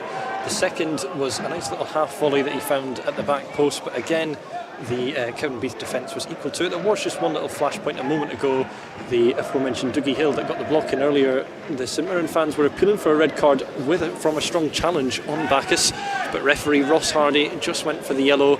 If you asked me, probably would have said a red might have been fair, to be honest. It looked pretty harsh from here, but still 0-0 for now. 0-0 St Johnstone trailing here United by 1-0 as well. Must-win games for the Premiership teams really if they want to top their sections, having both lost their openers here in Falkirk. It's Dundee United who leads the home side by 1-0, courtesy of Kai Fotheringham's goal a few moments ago, gifted to him really, pass square across the box, and he just had to finish from 8 yards out or so. United with the ball at the back. Graham across to Holt, looks up out to the left back McMahon. There's a run from Fotheringham, but McMahon goes short to Meekison, who's driving infield. He's got two Falkirk players pursuing him, but he's done really well, Archie Meekison. He's midway through the Falkirk half. He's up to the edge of the box. He's played it to Fotheringham, but it's a bit too heavy for the winger, and Long was alert and off his line again to smother the ball, and the chance evaporates for Dundee United. But good football. Yeah, Cole Donaldson actually did well. He angled his body that the pass couldn't have been played early, so he tries to take that extra touch, and it's probably the right idea in the end. Just the execution was a little bit off, but great drive and run from the middle of the pitch. Yeah, and that's twice McGinn has let his runner let him go, and I mean maybe at his age he's just getting a little bit too old to track these youngsters, you know. But that's twice he's let his man go, and it's a dangerous situation. It's Fotheringham, the goal scorer, is down on the turf for Dundee United. He was shaking his head as he went down there. He's kind of stretching out his legs, and it's worrying as the physios come on, because he's been really bright in both the games I've seen him. And Cujo in this match have been the real bright spark for Dundee United. They both look like they're capable of creating something. And Tony Watt, even though he's not possibly 100% fit, he has looked quite lively. Yes, he should have scored. I mean, a man of his calibre, a striker of his calibre, should never miss an opportunity like that. But you got to credit the goalkeeper. He was quick out. It was a heavy touch, but he was quick out, and he managed to block the shot. One thing I would say as well, Craig, about that Falkirk midfield, they started with Lowell. It was almost a 4-2-3-1 to start with Lowell in behind, or in the number 10 position. They went to more of a 4-3-3, and Lowell and Gary Oliver's playing very deep. He's a player that I think synonymous with getting the ball, running at players, being He's a number tricky. 10, isn't he? That's sort of or off a side further up the field. Very, very deep, which for me isn't playing to his strengths. I know that John likes to try and get control in that midfield area, and the fact that he is quite secure with his touch, and he's quite imaginative. But again, he's maybe not somebody who's likely to track a runner. Now, so if you've got two in there that don't, then you're in trouble. Kai Fotheringham is gingerly walking off the pitch here. Dundee United are going to have to make a change. That looks like Chris Mockery, who's getting stripped. Took his warm-up top off. It's a shame for the lad. He's getting an opportunity in the last 2 or 3 matches, and he's looked quite good in the games that I've watched Dundee United. It's a real shame that he's had to go off. Yeah, he's gone straight down the tunnel. Kai Fotheringham, he was walking, but very much gingerly. United have the ball in their own half. Freeman out to Cujo, is dropped deep, but he's going to try and run McCann, the left back. Thinks better of it, comes inside and looks to play in Freeman on the underlap again, but it was too heavy and Long. Easily gathered inside his own 6-yard box, and the goalkeeper throws out to McGinn, who's in a lot of space. Pinged a long pass for McIver, who's flicked that nicely into the path of Callum Morrison, who's on the left-hand touchline. He's moved it into Oliver, who's drifted into the half space. He's now in the left corner of the box. He's pulled it back for Stephen McGinn, who takes the left-footed shot, which trundled through and was easy for Jack Walton to deal with in the end. 1-0 United. Walton has the ball in his grasp. He's sending the troops forward, and it is, by the look of it from here, way up here at the back of the stand at the Falkirk Stadium, it looks like it might be Declan Glass actually that's going to come on for Dundee United. He's getting his instructions from Jim Goodwin, arm on the shoulder, being readied. And Falkirk, long ball forward, looking for Aguiman, who's picked it up right on the right-hand touchline, and he's tried to drive infield towards the box. He's pursued all the way by Scott McMahon, who's done really well because it's gone behind for a goal kick. Still Falkirk 0, Dundee United 1, as we approach the 40-minute mark here at the Falkirk Stadium, and it is going to be a substitution. Kai Fotheringham has already gone off here, and it's Declan Glass indeed who has come on for Dundee United, and that's an enforced change. The goal scorer has disappeared, Kai Fotheringham, and it's a real shame for him because he's getting a run in the team. Had a loan spell at Stirling Albion last season, signed a new deal to 2025, and United are going to be relying on some of these youngsters this season to deliver the goods in the Championship, and if he's picked up a bad one, that'll be a concern. Yeah, and Mikkelsen's taken his place out in that left-hand side, with Glass coming in the more central area. Throw in United to the feet of Sibbald midway through their own half, gives it back to McMahon, the taker. McMahon chips it up towards Tony Watt, who's tried to offload it, but it's fallen for Stephen McGinn instead, who's trying to look for a pass forward. He's forced back to McCann, the left back, who goes back to Lang, the centre half. And Falkirk will have to start again, trailing by a goal to nil. Remember, if there's a draw tonight, then we'll go to penalties to decide the bonus point, which could still be key for Falkirk, less so for Dundee United. They are currently leading by a goal to nil. Gary Oliver, as Rory said, dropping really deep, almost to the edge of his own penalty area to pick up the ball. It's now to the left-hand side in Morrison. Goes back into his own box with a pass to Lang, who looks up, and Dundee United just preventing the easy out, and then there's a long ball forced by Falkirk. Lang just ends up putting it straight out the pitch. Yeah, he needs to put that mistake behind him, because he's looked a little bit shaky since, and that is just, a little bit of a dip in confidence after the mistake. He needs to be mentally strong and get his head back in the game there. I could see what he was trying, but he swiped at it. I think maybe the right idea for Falkirk just for 5 minutes would be to turn Dundee United, because United are squeezing so far up the field that there's very little space for for Falkirk to play short passes. Here's McIver, the centre forward for Falkirk, middle of his own half, gives it off to Hall, and it's a pass that was looking for argument, but McMahon just watched it all the way and stood in the way. Intercepted. Now United on the front foot. Tony Watt midway through the Falkirk half offloads it to Matthew Cudjoe, who is offside, hence the cheers around the Falkirk Stadium. Yeah, Jim Goodwin's got his head in his hands, because he doesn't need to be offside. He's very, very quick, and there's no need to go so early there. But just what you're saying there, Craig, about Falkirk turning them, do you think that's almost going out of the game? I mean, it's a legitimate tactic. People associate it with long ball, but there's a way of doing it to get up the pitch. But do you think managers and players are almost reluctant to do it these days?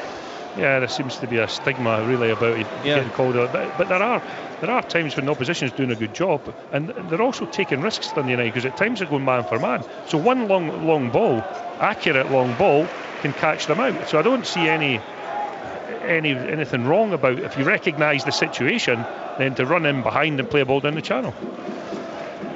Well, Dundee United with the advantage. Kai Fotheringham capitalising really on that awful mistake by Tom Lang across his own box. And Fotheringham since departed through injury.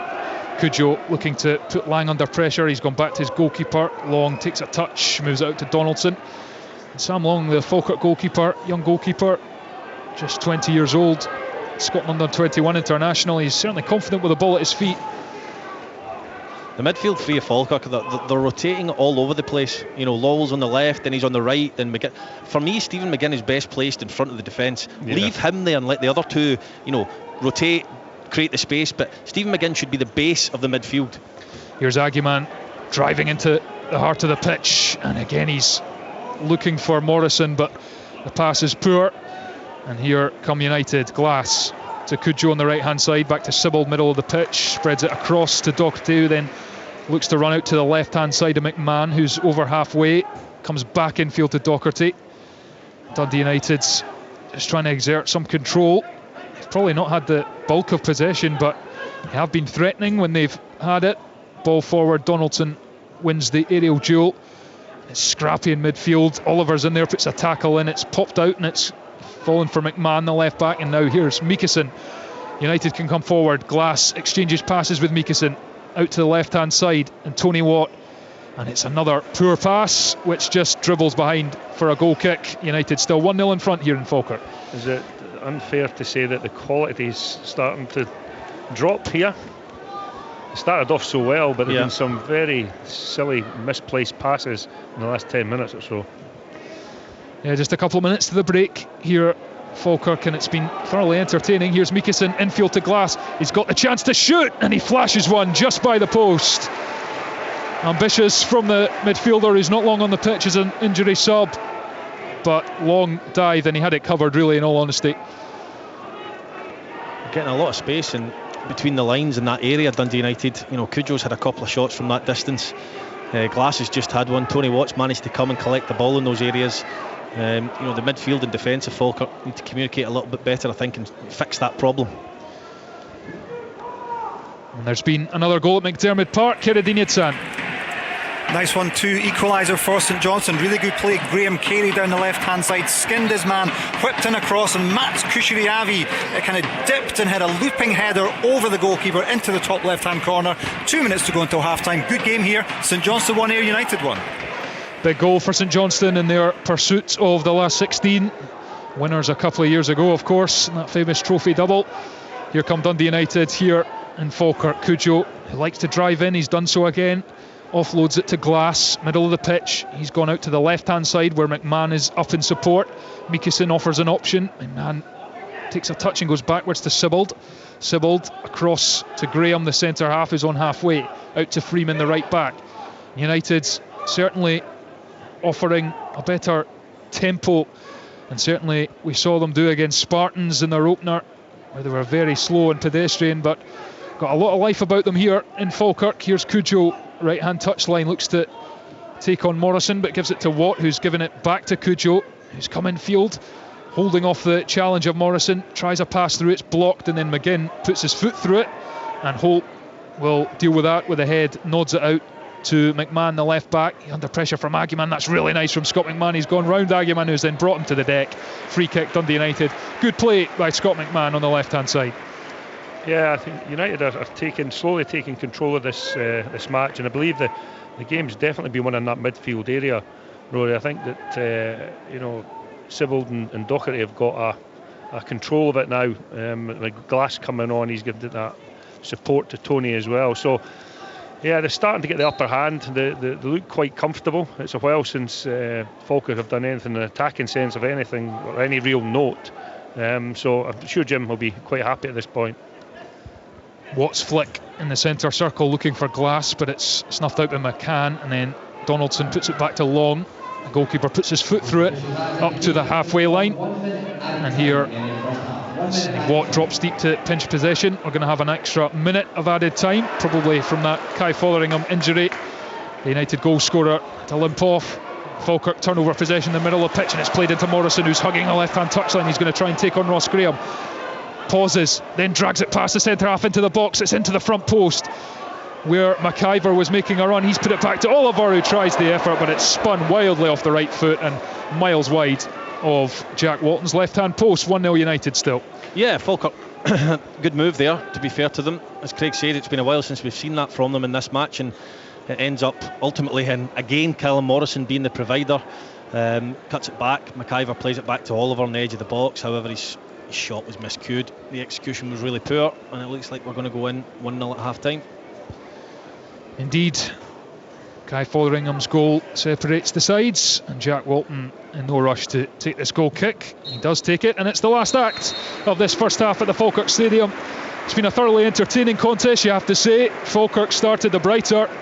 Callum Morrison causing United a lot of problems down the left hand side. One occasion he got in and fired a really hard shot low at Jack Walton, but the goalkeeper did well to save. But United grew back into it, and they've had plenty of chances themselves, and crucially the opening goal, which was a gift really from a Falkirk point of view. Tom Lang played it square across his own box, and Fotheringham was there to just nip in and tap home from about 8 yards out. That separates the sides. At the moment, Tony Watts had a couple of opportunities. One he was clean through and really should have scored, but a heavy touch let him down. So that means, as it stands here at half time at the Falkirk Stadium, it's Falkirk 0, Dundee United 1. The Scottish League Cup. Live on Sports Sound from BBC Radio Scotland. Where Scottish football lives.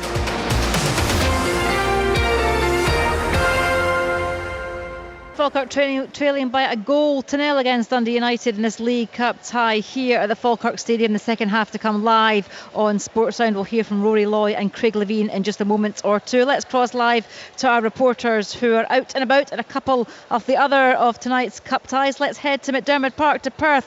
First of all, shall we? St Johnstone against Ayr United and Keredinitsan. Saints 1, Ayr 1. Decent game, this one. I've enjoyed it. 2 quality moments surrounding the goals. It was Ayr United, maybe against the run of play, who took the lead. Fabulously flighted free kick from Jamie Murphy. Flush onto the forehead of George Stanger. Bulleted into the top right-hand corner. The son of Grand Slam winning rugby winger Tony, and George getting his first goal for Ayr United up from the back from that free kick. Superbly taken. Saints got the equaliser. Their general first half display merited just before the break, and quality involved there as well. Graham Carey, great play down the left hand side, skinned his man, delivered a beautiful cross, and Max Kusheriavi, Ukrainian wide man, looped a header beyond the goalkeeper into the top corner, and he nearly did exactly the same thing right on the stroke of half time. In fact, had he had more conviction to his diving header from another Graham Carey cross, Saints would have been ahead. They'll look back, St Johnstone I'm talking about, in the first 10 minutes when Cammy Ballantyne and Stevie May both spurned brilliant chances to make the Saints evening rather more comfortable. But Ayr United built themselves back into the match. Murphy has done well for them. A free kick from him from just outside the area nearly found the top corner. That was a few minutes before his next free kick, which then led to the goal. Enjoyable stuff so far in the late evening sunshine in Perth. St Johnstone 1, Ayr United 1. Geraldine, thank you very much indeed. That one sounds like a decent game. Let's see if it's a decent game at Central Park, shall we? Cowdenbeath against St Mirren, the Lowland League side up against a Premiership opposition. Matthew Reid can tell us all about the first half. Matthew. It's a decent enough game here, Jane, but the scoreline still reads Cowdenbeath 0, St Mirren 0. The away side have had pretty much all the play so far this half, with plenty of chances to book, but they can't find that opening goal. Keanu Bacchus has probably had the 2 best chances, and he's pretty much been involved in everything that St Mirren have done so far tonight. Both of his shots, they were blocked by some brilliant defending from Cowdenbeath centre-back Dougie Hill, and the pair were at it again a few moments later when Hill went flying into a challenge on Bacchus. All of the St Mirren bench, all of the fans were demanding a red card, but referee Ross Hardy went for just the yellow. I have to say that seemed a bit like it could have been the incorrect decision, but it's still 0-0 here, but St Mirren are certainly cranking up the chances as the half goes on. Things might begin to get a bit nervy though as we get into the second half, as things stand with Forfar winning. They're set to win Group H tonight, so St Mirren do need to win this game to take things to a deciding game on Saturday against Forfar. But half time here, it is Cowdenbeath 0, St Mirren 0. Matthew, thank you much indeed. Let me bring you up to date with all the other half-time scores from this evening's Cup ties that we've already heard. How the Group A match between St Johnstone and Ayr United is going, that one 1-1. Kerridine, of course, will keep us right up to date with any updates in that one in the second half in that game at McDermott Park. It's Stenhouse Muir 1, Alloa Athletic 1. Into Group B, Falkirk 0, Dundee United 1, as we know all about from our commentary team here at the Falkirk Stadium. We'll get plenty more on the thoughts of that one from our commentary team in just a couple of minutes time or so. Into Group C, and it's Clyde 0, Brecon City 1. Craig Levine will have a smile on his face when we read out that result. In the other game in Group C, it's Cove Rangers 0, Livingston 1 at half time. Into Group D, and it's Kelty Hearts 1, Stranraer 0. Group E, Inverness Cally Thistle 0, Airdrieonians 2. What's a League Cup Airdrieonians are having so far. That one at half time, Airdrieonians leading by 2-0. In Group F, it's Albion Rovers 0, Dunfermline 1. And in Group G, a couple of games in that group taking place this evening. Queen of the South 0, East Fife 0, and it's Queen's Park 2, Elgin City 0. And it's half time in the 2 Group H games as well. We already know that it's 0-0 between Cowdenbeath and St Mirren. In that other game in Group H, Forfar 1, Arbroath 1, and of course there is a European game that we're keeping an interested eye on as well. In Geneva, Servette are up against Genk of Belgium. Servette, of course, the Swiss side, and Genk, it's the Belgians who are 1-0 up in that one. Rangers, of course, awaiting the winners of that tie. The first leg this evening is followed by that second leg, return leg next Wednesday. So that's how things are shaping up this evening at half time. Let's just get the thoughts of Rory Loy and Craig Levine on this one. Craig, what are your thoughts on the opening 45 minutes? I guess there was a good bit of fortune about the goal for Dundee United, but actually it was a decent game, wasn't it? Yeah, it was a decent match, and I'm looking forward to the second half. I think that the goal did change the game slightly. I felt that after that, Dundee United grew in confidence a little bit. They started to get Cujo on the ball more often, and he looks like he's somebody who can create opportunities for Dundee United. I really felt sorry for the young lad Fotheringham. He was the one who scored the goal. He took a chance. He went and pressed the goalkeeper, and it was a poor pass back to the goalkeeper, and he just slid the ball home from 8 or 10 yards out. So he was doing quite well. Cujo was doing quite well, and I think that United, towards the end of that half, had taken control of the match, partly due, I think, to those two wide players, but also to the midfield, and also to the shape of the Dundee United team defensively. They've looked a little bit more secure in the second part of that half than they did in the beginning. Yeah, it was a costly mistake, wasn't it? Sam Long, the goalkeeper, did try to kind of scurry back across the goal, didn't he, to try and get to the ball, but it just wasn't going to happen for him. And unfortunate, obviously, because they lose the goal, but unfortunate also because before then, up until then, Falkirk had been playing some really good stuff and looked quite dangerous on the attack, didn't they?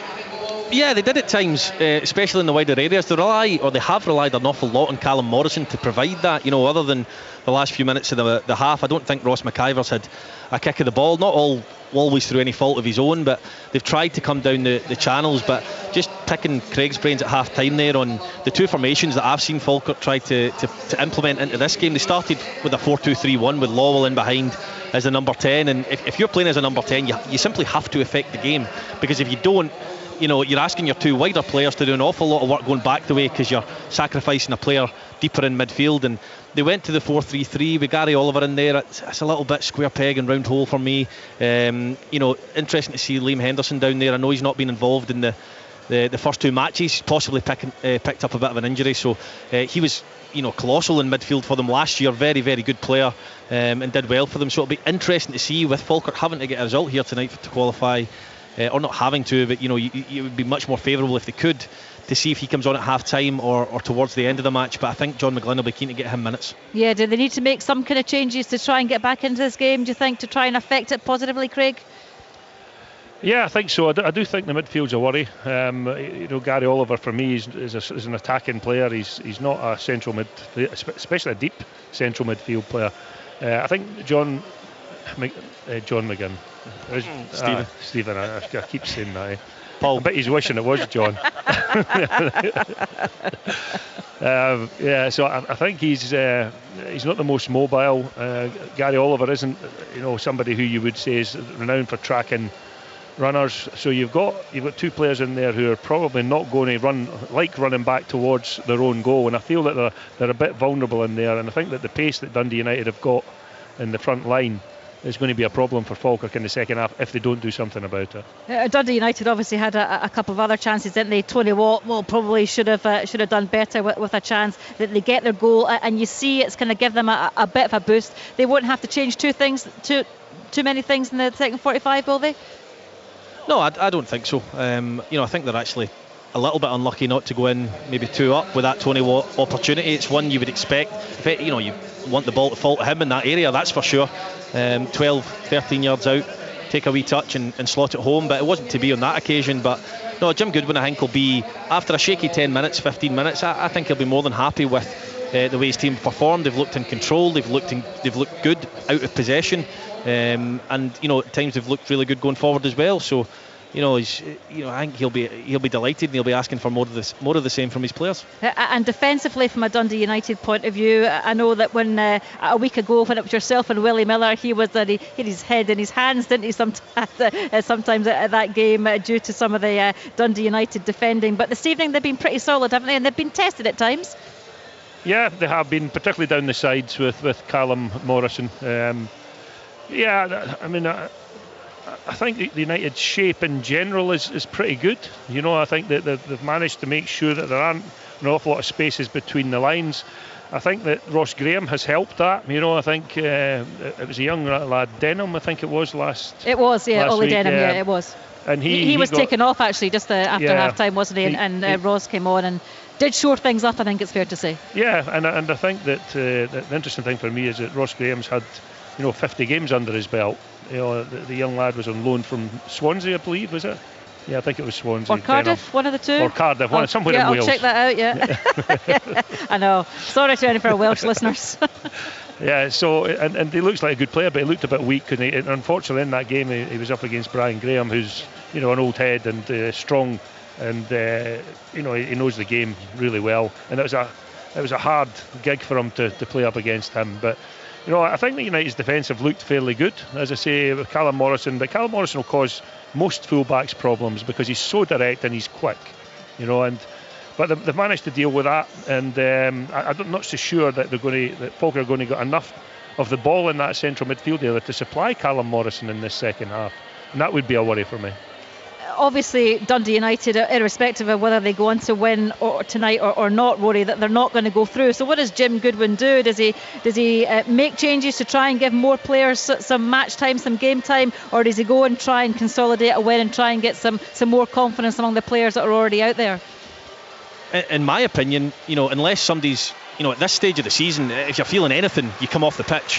However, if everyone's fine and everyone's fit, my priority would be to win the match. I think it would really breed confidence. It's a difficult place to come, a decent side, and if it was me, I would make the priority winning the match over trying to get somebody 20-30 minutes. I can't stress how important that is, Rory, really, because you've got a team that they've had a couple of kicks in this pre-season, and he needs to win matches. I mean, what was it? They didn't win in the last 8 matches at the tail end of the season. That's right, 1-1 or something. Yeah. So that actually carries on to the new season, particularly if you don't make an awful lot of changes. So I think it's imperative for Dundee United to win this match. And if I'm Jim, I want to win this by 2 or 3 goals. So I don't see him doing anything, tactical with a sense to giving people a rest or anything like that. Just to confirm, Ollie Denham, the defender, on loan from Cardiff City.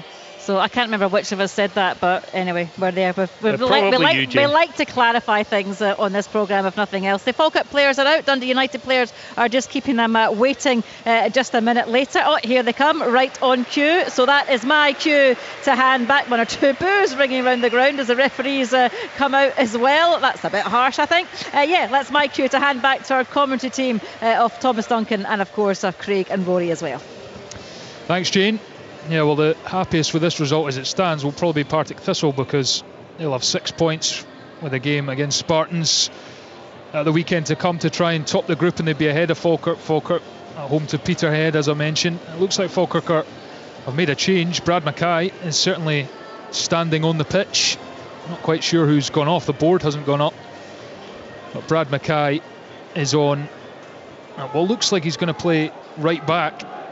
So maybe Yates has made way. Either way, certainly Brad Mackay is on at right back for Falkirk, as Dundee United now shooting from right to left towards their own fans, few hundred of them, tangerine clad behind the goal here at the Falkirk Stadium. And Tony Watt stands over it, and as Craig said, it's vital really, regardless of this competition, for United to press on, because they need as much positivity around the club as they can get heading into the championship season.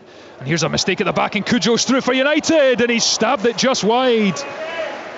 Uncertainty in the Falkirk defence. The diminutive winger sped him behind, and he got a toe on the ball, couldn't guide it on target. Chance though. That's 2 I would consider really easy chances, actually. I mean, Cujo, with his quality, I'd expect him to at least hit the target there, Rory. And we talked about the one with Tony Watt in the first half, but Jim will be disappointed that 2 really good opportunities have passed them by. Yeah, I mean, we can praise the goalkeeper. He was out quick again, Sam Long, but it shouldn't matter. A player that has got the ability that Cujo has, and he showed it in this match, should be tucking that away. Donaldson has passed it along the ground, but straight to Scott McMahon. McMahon goes back to Holt, left foot, middle of the pitch. Watt gets a flick on.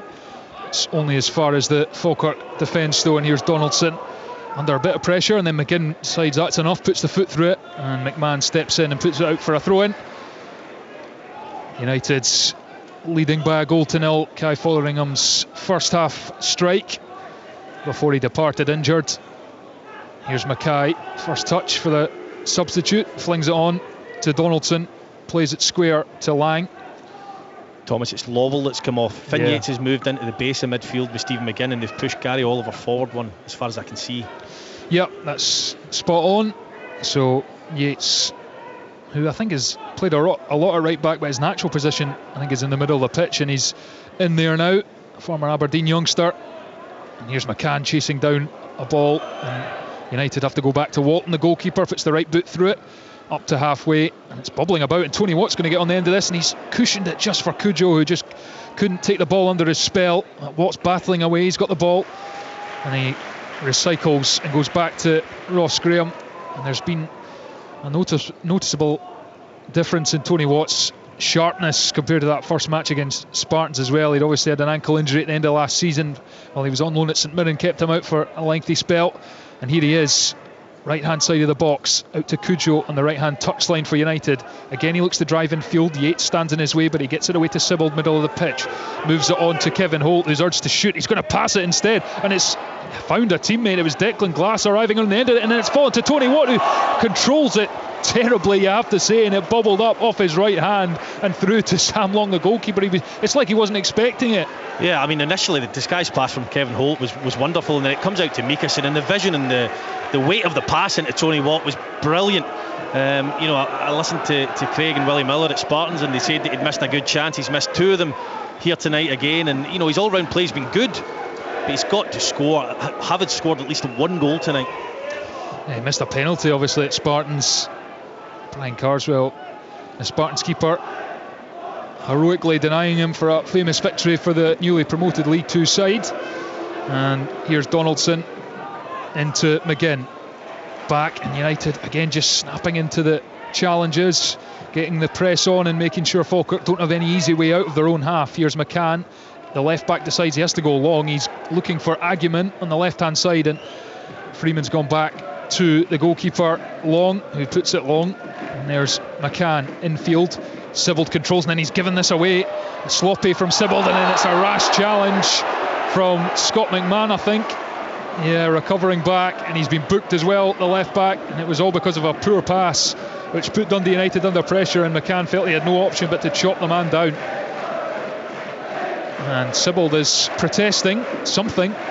No, he's not protesting to the referee. I think he's frustrated at his teammate. There was a miscommunication just before it, I think, and he expected, I don't know who it was, to take the ball, and he didn't, and that's how they get dispossessed.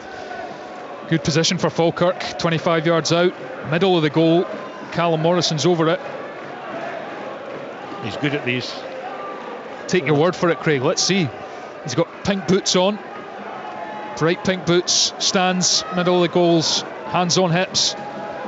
Going to be Callum Morrison to see if he can beat Sam Long from about 25 yards from the dead ball situation. Referee David Monroe just managing the wall, takes a few steps back. He's about to blow the whistle. Morrison is still waiting patiently to take this. The whistle goes. Morrison steps up, hits it with the right foot, and Walton had to push it away. He was unsighted and had to change direction and beat it away from the middle of the goal, behind for a corner. Still United lead 1-0. Did that go through the wall, Rory? No, it took a deflect, a little nick. Right. It was a good save anyway, good reaction, Yeah, he was unsighted. He went one way and then went the other, and here's a Falkirk corner into the near post. It's flicked on, but off Ross Graham and behind for another Falkirk corner. Walton has looked a decent addition from the games we've seen of them, bring a bit more confidence to the United rear guard. Falkirk corner over on the far side. Right foot into the near post again, and it's headed away by Dundee United. It's dropped for Yates, who tries the audacious effort from 30 yards, but it trundles along and it's easily blocked, and United are able to turn over possession. It's Tony Watt back to McMahon at left back, who just smashes it into the sky, and it'll be under McMahon, the left back, who heads it. Watt controls it on the chest. He's under pressure from Yates, who tackles him, but it falls for Sibbald. McMahon, and then back to Sam Long. And we've played 51 minutes here at the Falkirk Stadium, and Falkirk trailing Dundee United by a goal to nil. I know that set pieces are things that John McGlynn likes to work on from time to time, and Falkirk must have had a good 7 or 8 corners now, and they've tried to swing every single one into the box with little to no success. They've obviously spotted or they consider it to be a weakness from the goalkeeper with people around about him. Laggyman, as I said, scored a screamer cutting on off the wing against Partick Thistle at the weekend. He's just tried the same, but it's miles off target, that one. And it'll be a goal kick. Falkirk in search of the equaliser, which would try and bring them back into things and give them a chance of going top of the section tonight. As it stands, it's going to be United who go top of the section, but that'll be their games completed, whereas others have more to play. Watt, again it falls for him, but he is dispossessed, and McCann, the Falkirk left back, has it again. Cujo, good pressing, wins the ball back. Watt, who's here, there and everywhere for Dundee United, but he's missed the chances that have fallen to him so far. Here's Walton, the goalkeeper, and it'll be interesting to see Louis Moult, obviously not fit tonight or not risked on the Astro pitch, given he's not played a lot of games, Craig, but it'll be interesting to see if when he comes back, whether Tony Watt just shifts out to the left hand side, or whether they play a 4-4-2 or something. I don't know. Only Jim will know that. Glass jinks inside. Donaldson makes the challenge to prevent Dundee United entering the box, and now Gary Oliver has it just inside his own half for Falkirk. To Yates, out to the left hand side. Agyeman shimmies, drives infield, gives it to Oliver. It's Yates, I beg your pardon, off to the left back McCann.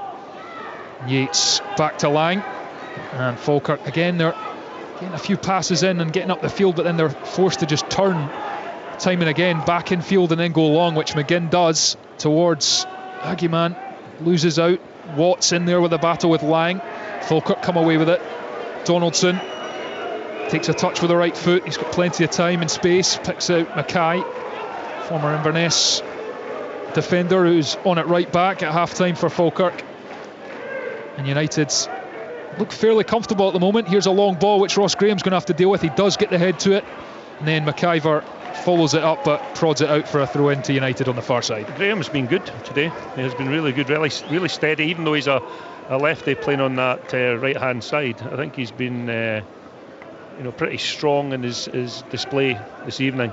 One of the questions, Rory, I would like to ask you, so if we get Louis Moult fit and you have Tony Watt, you must play a 4-4-2.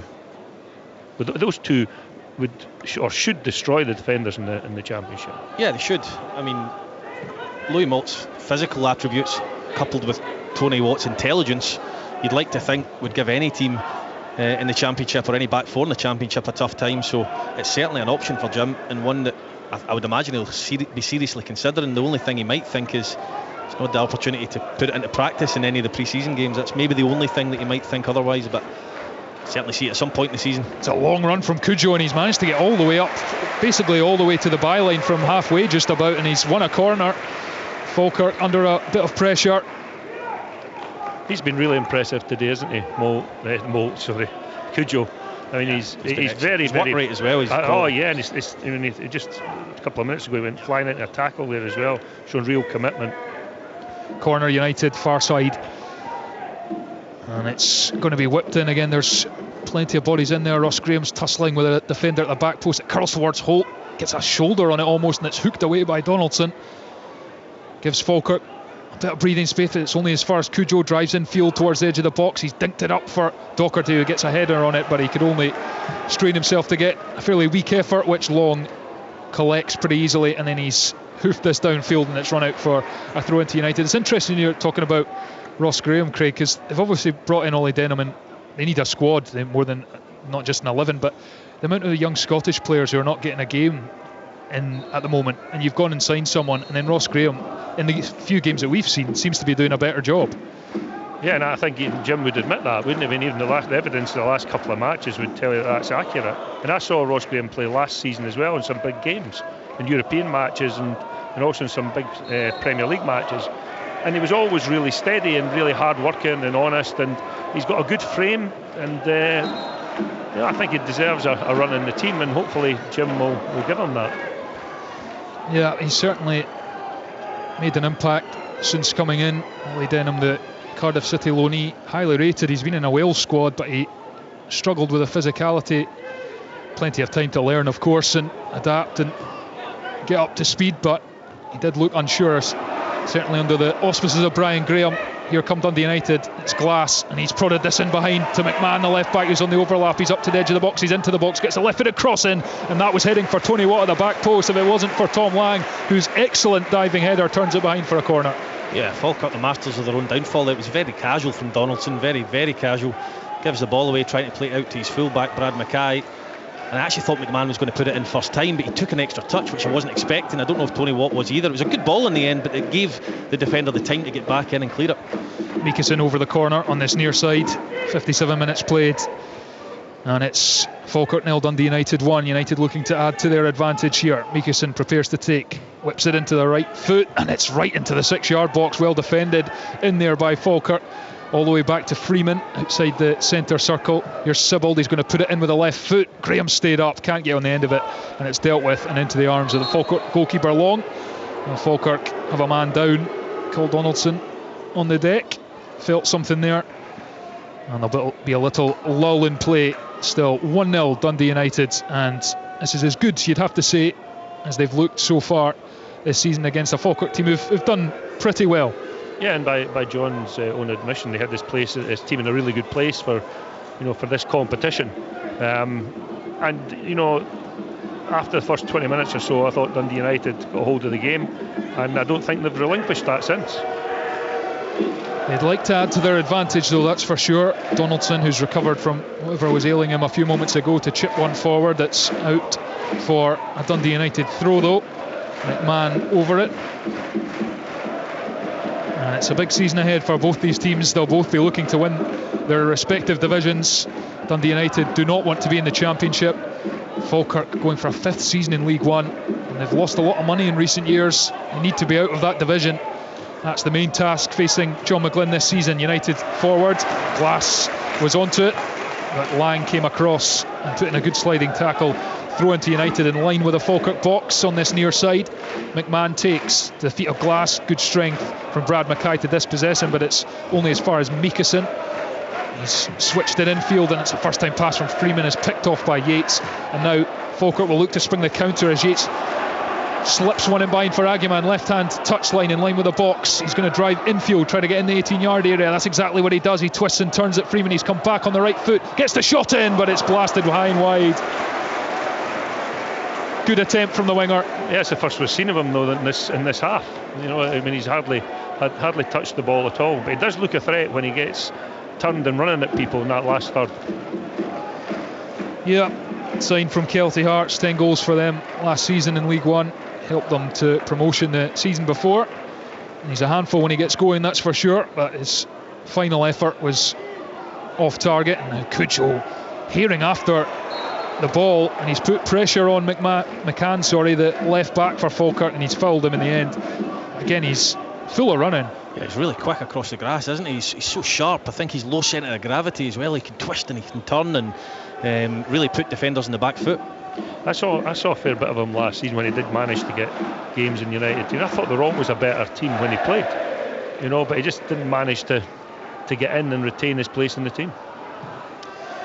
This is only his 7th start, 22nd appearance for United, and it's early days in this season, but he's certainly showing what he can do, albeit it hasn't always been in winning performances. And it's going to be a Falkirk free kick, and midway through the United half, they've got a decent chance to whiff a ball from the left into the box. United look like they're going to keep a fairly high line.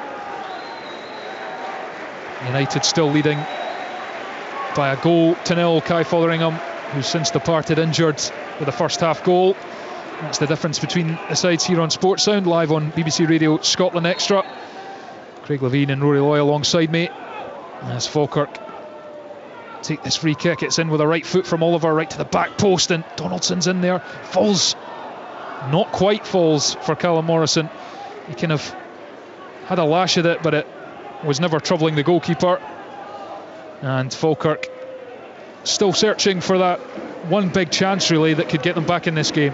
Well, they are, and unless I've missed it, I don't think I've seen any Falkirk players warming up in this second half, which surprises me given the time of the game. I would always be out there trying to catch the manager's eye every time he looks up, but there's not been one player out there warming up, which sports science plays its part these days. You can only warm up for so long and things, but I'm surprised John McGlynn hasn't sent a few out to warm up. From memory, I don't think they made any changes in the opening game against Spartans, so interesting to see. And here's Sibbald, one possession, he's driving towards the box for Dundee United, but his pass is cut out and Watt goes after it. Again, really good work going back the way for Tony Watt. He's won it and he's pinged it out with the right foot out to the right hand touchline. It's going to be put into the box, and Watt then arrives late, and it's well defended at the last minute by Brad Mackay. Good play from Watt, offloading the ball and then getting himself on the box, but good defending on that occasion. Chipped up the line to Callum Morrison, the Falkirk winger, forced back to Mackay. His right-footed pass is easily intercepted by the head of Declan Glass. Now Sibbald picks up out to Freeman at right back.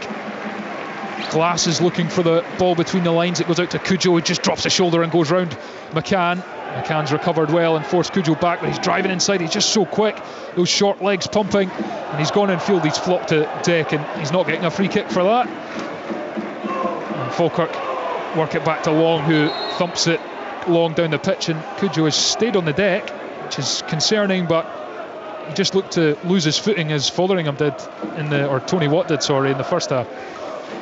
Yeah, he was maybe just tired. Needs a rest. Tony Watt, though, great, fantastic again in the build-up play just not so long ago, pinging a beautiful crossfield pass out wide. Really, really good. And then he hits the box. He's on the defender's blind side, and I'm thinking, why are you staying on his blind side? You go in the other side. He needed to get across, didn't he? Yeah. And it was perfect for him because he could see the defender's number. The defender couldn't see him, and all he needs to do is at the last minute just make that run across the front, and he's tapping the ball in the back of the net. Yeah, but I'm telling somebody who knows what they're talking about here. I shouldn't be telling you what he not at all. And it's hard to be too critical because I think he's played really well, and you don't want to be berating players for. But I'm just thinking, it frustrates me. Killer instinct, eh? It frustrates me because he gets such a hard time for his numbers, as people say these days. But he does so much good work out the box, and at times I'm thinking the numbers are there for you. Go and get them. Meanwhile, the three Falkirk players went out to warm up, including Liam Henderson. I would like to see him tonight. He's good to watch. They obviously heard you, Rory. Here's Dundee United about to make 3 changes, and there's the lesser spotted Ilmari Niskanen, who's not been in squads for the opening games. He's about to come on, the Finn. Liam Grimshaw's the other one. Glenn Middleton is also coming on. Archie Meekison is going to be one of the players coming off.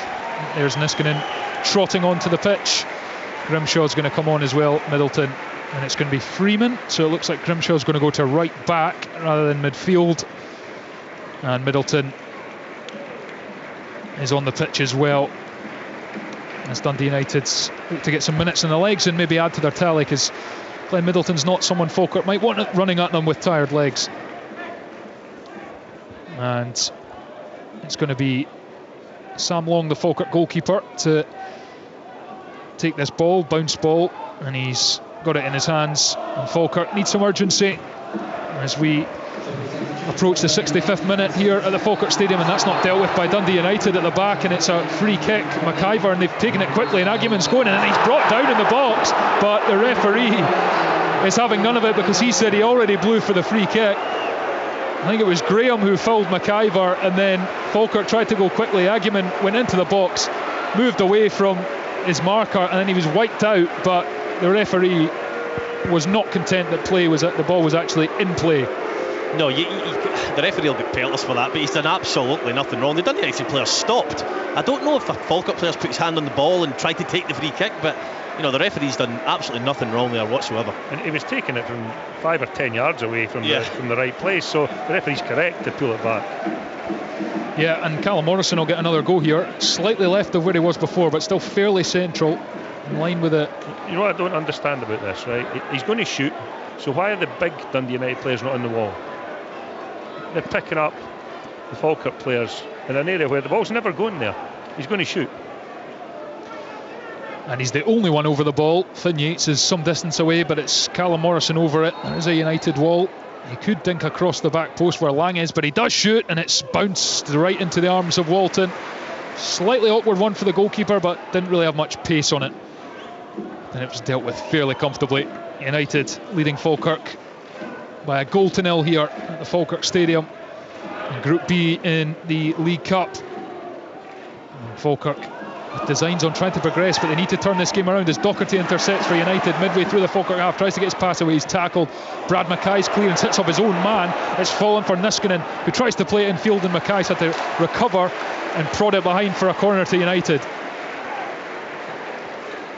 Here goes, and then Morrison's come back, and it's going to be Glass and Middleton over it.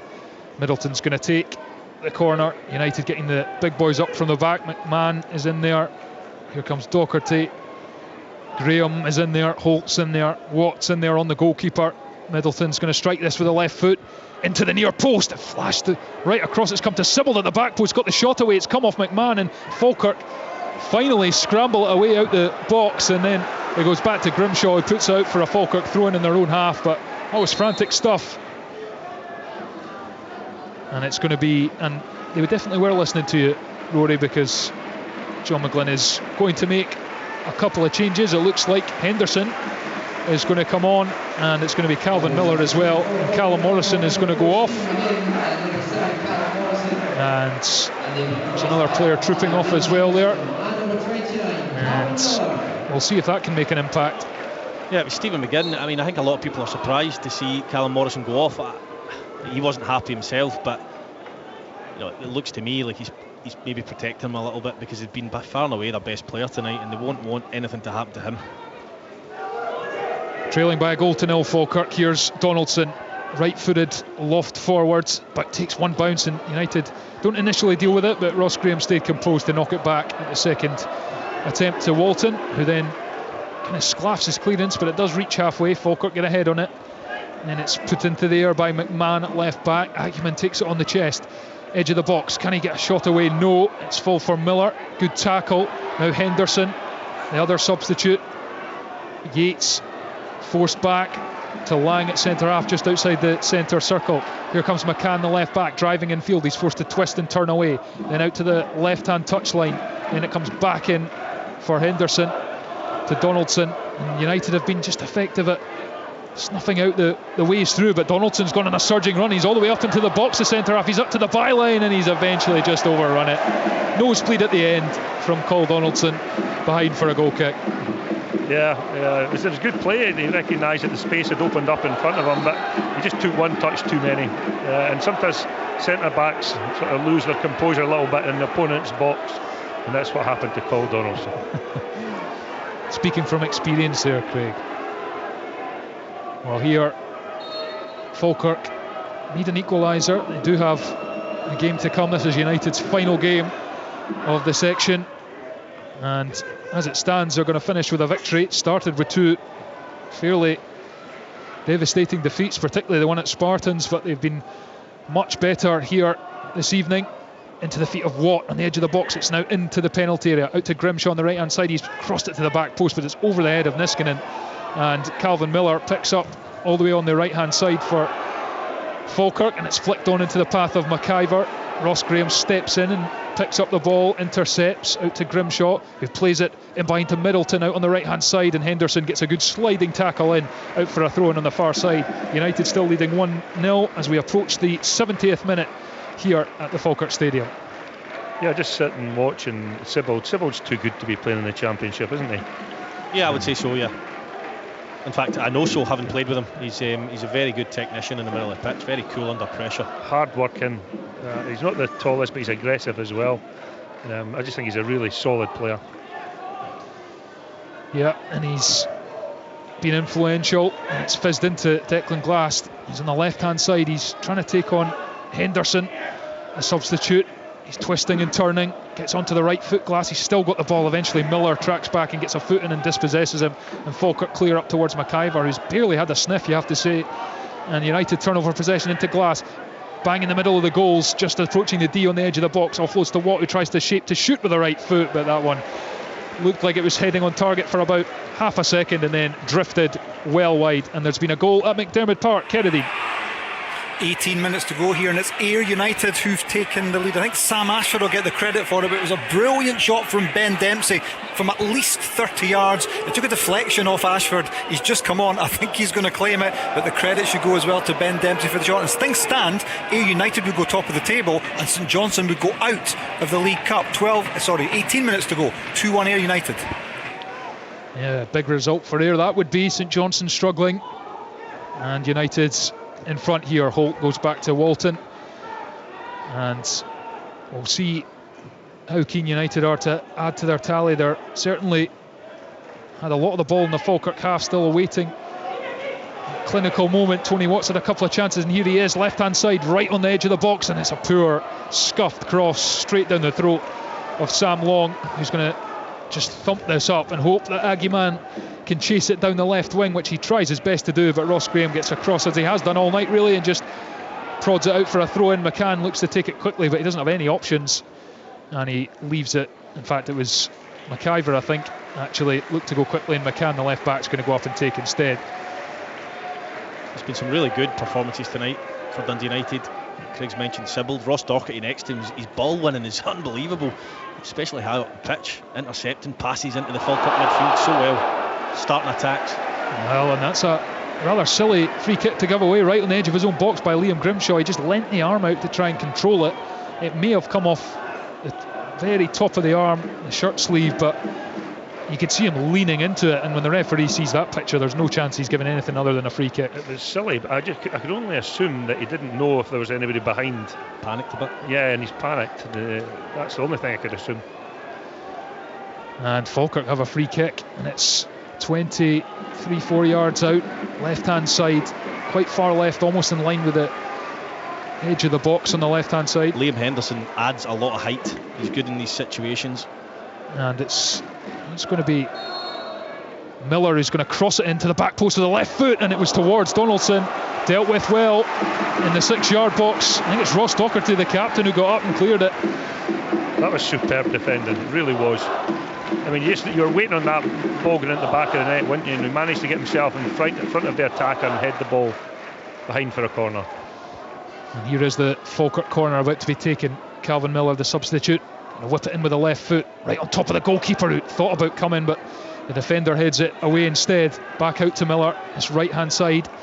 Summer signing after leaving Morton. He's come back onto the left foot, puts it to the back post, and it's just too far ahead of a teammate, and it goes behind for a goal kick. Falkirk 0, Dundee United 1, as we tick towards the final 15 minutes of this match, plus whatever stoppages we may have. And there's some more activity down on the Falkirk bench. Jordan Allen's going to come on, the striker, and you can see John McGlynn's going to go for this. Another number 9 on, and Gary Oliver has done his work and takes the congratulations of his manager and his seat on the bench. And Jordan Allen, who is a threat, number 9. And I don't know what's happened to Jack Walton, but it's Kevin Holt who's taken the goal kick here for Dundee United. It's long, it's sent back by Falkirk, and then it's hoofed out for a throw in on the far side, and Falkirk just with a bit of territory trying to keep Dundee United down here.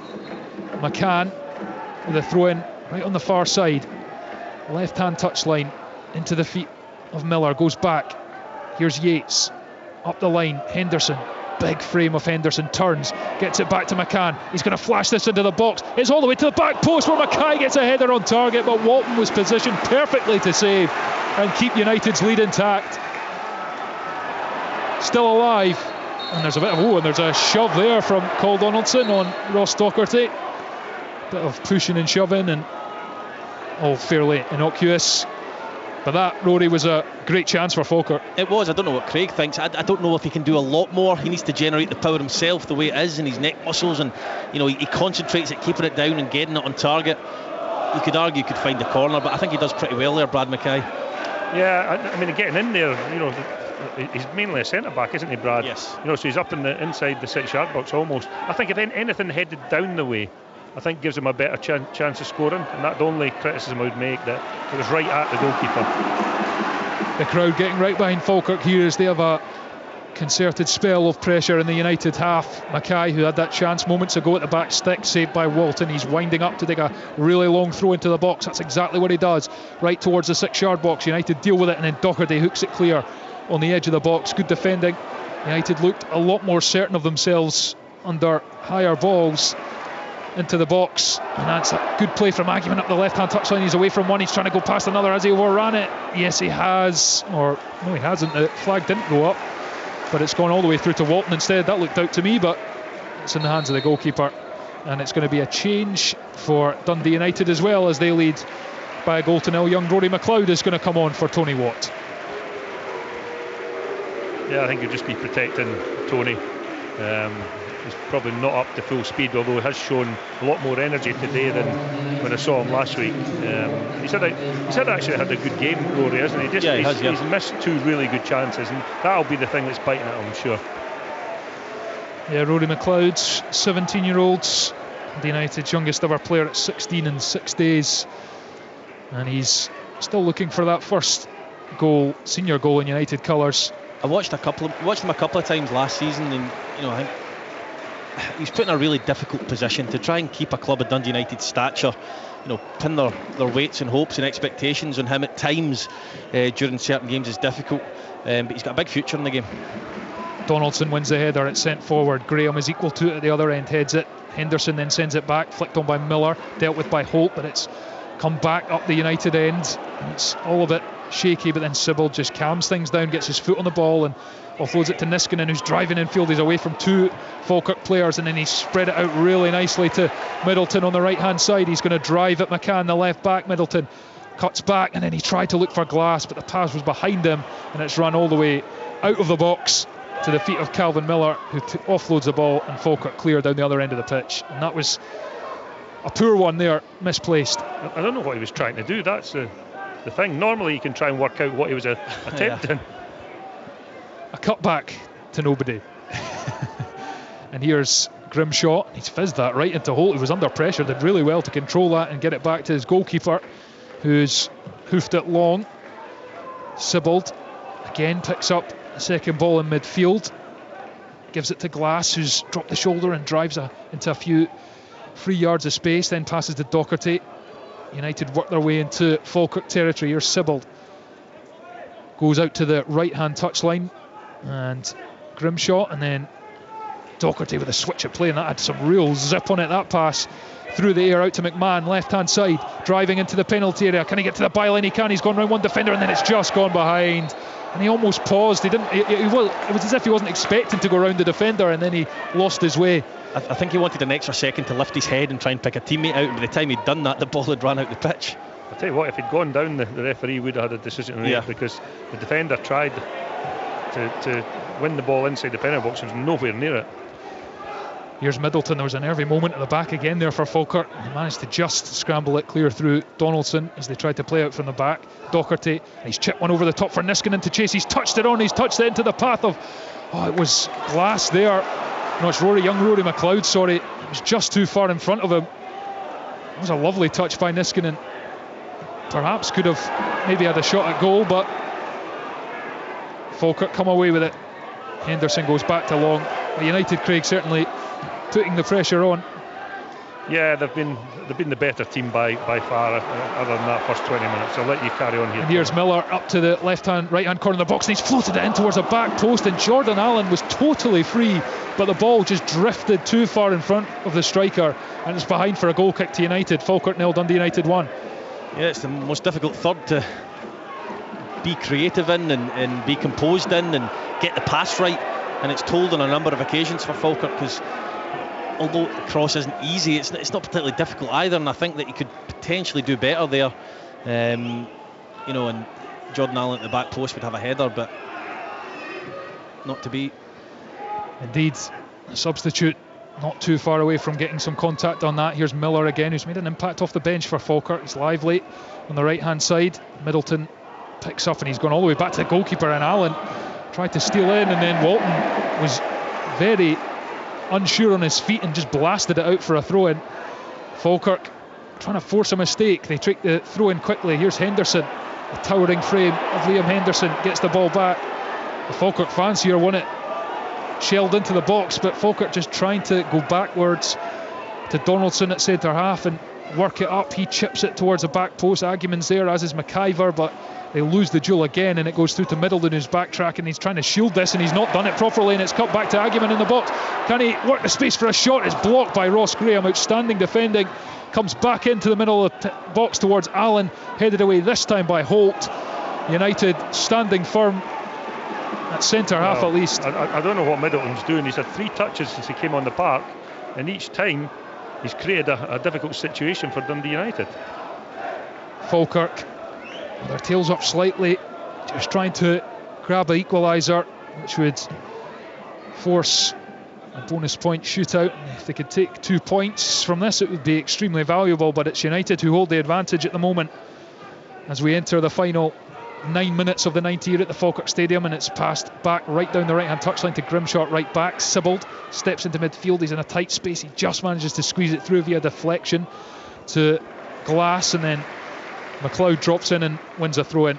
How do you deal with the likes of Glenn Middleton, Craig, where he's capable of brilliance? We've seen it over the years that he's capable of very, very good things. You know, he's done it for Rangers on the European stage at times, and he's had flashes of brilliance at St Johnstone, at Dundee United.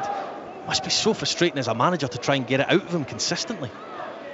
That's been the problem for all his managers, hasn't it? I mean, he's had spells where he's performed really well. Was it in Norwich he was at one time, was he? Yeah, he was at Norwich as a youngster, Yeah. So, I mean, he's had potential, but I don't think that's ever really been realised. Here's Niskanen, left-hand side of the box, tries to cut it back towards Glass, who was on the edge of the area, but it's well read by Yates, and he comes away with the ball. And then he's chopped down by young Rory McLeod, who's going to go in the book. And, well, he's not long on the pitch, and let's see if you can say it's frustration. It's just... But does the referee have to book him now? Could he not just let the game go? And because it looked as if Falkirk had created a good opportunity there. And he can always go back and book him, can't he? Yeah. And there's been a penalty awarded at McDermott Park. Kerridine. It's a penalty to Ayr United. Jamie Murphy was crossing the ball, it went along the ground, seemed to hit somebody's hand. St Johnstone furious about it, but referee Nick Walsh was adamant. So this could well send St Johnstone out of the League Cup. It's going to be taken by Ben Dempsey. Couple of steps back, and up he comes just now. This you would think for the win for Ayr United. Up steps Dempsey, and it's gone wide. Oh, I thought it was going to curve in. It's a good save from the goalie, straight down the middle. Meathoff for the moment keeps St Johnstone in the League Cup. Penalty miss. Still 2-1 Ayr United. Well. Drama at McDermott Park. St Johnstone hanging on by their fingernails. Dundee United a little more comfortable here in terms of their 1-0 leads.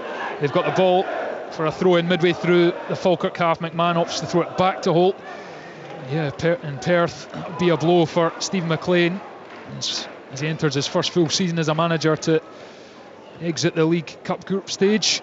Here's Sibbald in midfield for United. He's under severe pressure from Yates, and he just stands his ground really well and just brushes him off, and then he's looked for the pass out to the left where Middleton's popped up and he's found him. Middleton's up to the edge of the box, cuts it back to Glass, who's on the edge of the area. He dummies a shot, tries to go again, then puts it back to Middleton, who's inside the box, but put it to the back stick. And how has Elmari Niskanen not found the target at the back stick? He was on the stretch, sure, but he should score, surely. Yeah, and again having a little pop at Middleton earlier on, but what a pass that was. Right across the face of the goal, and it just a tap-in, wasn't it? Maybe he was stretching to reach it, I don't know, but how he didn't score. Sibbald earlier in the move as well was outstanding. Great strength for such a small stature. Great pick out of the pass as well. He was stretching Niskanen, but he should have got it on target, and it's Miller in behind, and here's Allen chasing it, and McIver, and there's a challenge goes in. Falkirk are appealing for a free kick, and it's been given, and it's going to be a cut, or is it a yellow card for a dive? Is it? No, he's carded. I thought he'd booked McIver there for a second. He's carded Ross Graham for the challenge. Ross Graham chopped down McIver, and he was clean through, but he's decided he wasn't denying an obvious goal-scoring opportunity, or at least that he tried to get the ball. I think that's possibly what it is. I mean, he is clearly denying a goal-scoring opportunity in my eyes anyway. He's clean through on goal, McIver, but he must think he's made a genuine attempt to play the ball, and that's where double jeopardy comes in, as far as I'm aware, and he doesn't get sent off. Yeah, absolutely. That's obviously the opinion of the referee David Monroe, that he's tried to genuinely come across and make a challenge, and he's just got it slightly wrong. And Allen and McIver were through there and running at full speed, and it's a really dangerous position. It's a free kick fairly central in the D, edge of the box. Calvin Miller's over it with a left foot. Cole Donaldson is also standing there. He's going to take it with a right foot. No, it's going to be Miller with a left foot, but he's flashed it over the bar, a good few yards over the bar, and it's a really wasted opportunity for Falkirk. I thought Walton had over-covered. I mean, I thought he was too far over towards his left-hand post, and that left-footed, over the wall, flighted into the top corner was definitely on. But Calvin Miller just didn't quite execute it properly. 4 minutes left of the 90 for Falkirk to try and find an equaliser here on their own ground, trailing Dundee United by a goal to nil in Group B in the League Cup group stage, live here on Sports Sound. And it's long from the goalkeeper, dealt with by Brad Mackay, out for a throw-in.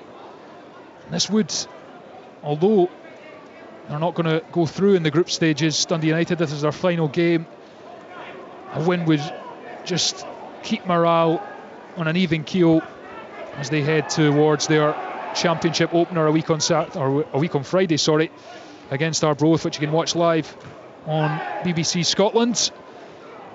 And Falkirk, Aguiman with the ball on halfway, goes all the way back to Donaldson. John McGlynn urging his troops forward, and it's a mistake at the back, and Aguiman's free in the box. He's cut back inside, he's looking to get the shot away, his heels are clipped, he flops down, but it looks soft and his chance is gone. A mistake that should have been punished. He should have pulled the trigger in the first instance. I understand chopping back to try and get a better angle on the goalkeeper, but it takes too long. You don't get that amount of time in the opposition's box. I've been impressed with Aguiman in spells tonight. He looks rough round the edges is how I'd describe it, and John McGlynn is the perfect man to try and educate him and get him better at the game and all round. But that was a huge opportunity. And that's 2 now for Falkirk. There's been some poor finishing tonight, hasn't there? As much as it's been an enjoyable match, the finishing's been pretty dire. Here's Henderson in midfield, midway through the United half for Falkirk. Gives it on to Yates, who's chipped one over for Brad Mackay to chase. He's going to get there, he's going to just keep it in at the corner flag on the right hand side. His cross is blocked by Middleton, and then Middleton trying to shield it and manages to clear it up the line, and he's actually found Rory McLeod, whose little layoff is loose for Glass, and there's a crunching challenge in from Yates, and there's a battle for the ball in midfield. Bodies flying in everywhere. Lang goes down, gets a free kick, and I'm not sure there was too much contact in the end. There's a yellow card out for Declan Glass. Play on though, as Craig said before. Falkirk have got the ball through Finn Yates in the middle of the pitch, totally unmarked, and he decides to bring it back for the free kick rather than seeing how the play develops. Calvin Miller, free kick. It's about 10 yards from the halfway line. He's going to have to produce something special with a left foot, and he's curled one right in behind the United defence. It's a United head that gets on it. I think it's Docherty from behind. Allen gets up to try and win it in the box. It's trundled out to the byline, and it's gone behind for a Falkirk corner. The fans here want to see the late show, and Miller is gone across to take it. Final minute of the 90. Falkirk trailing by a goal to nil. They have a corner. Calvin Miller with a left foot, he's fired it into the 6-yard box. Again, Ross Graham gets up, it's really high. Walton tries to get there, punch it, doesn't get there. His shot comes in, it's blocked, and that would have been heading for the goal. Back to Miller, left-hand corner of the box. He's trying to go around his man, he can't. It's Middleton who's pursuing him, and Middleton is too strong and manages to win the goal kick. United leading by a goal to nil. We're just awaiting the verdict on stoppage time, and Jack Walton is taking his time, as you would expect, to take this goal kick. Falkirk, who could have put themselves top of the group with a victory tonight ahead of a home tie with Peterhead to finish on Saturday, and been in with a right chance of winning the group. We've got 4 added minutes, the fourth official has just indicated. 4 minutes for Falkirk to find something, and they do have their tails up, and they've had a couple. Aguiman with the best of them.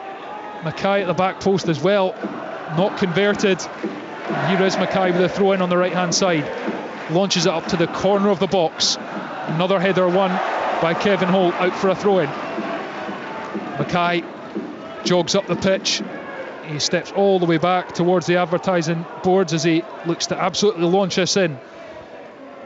Flung into the near post, again one in the United box from McMahon, back in by Donaldson. It almost falls for Lang, but it's too high for the Falkirk defender.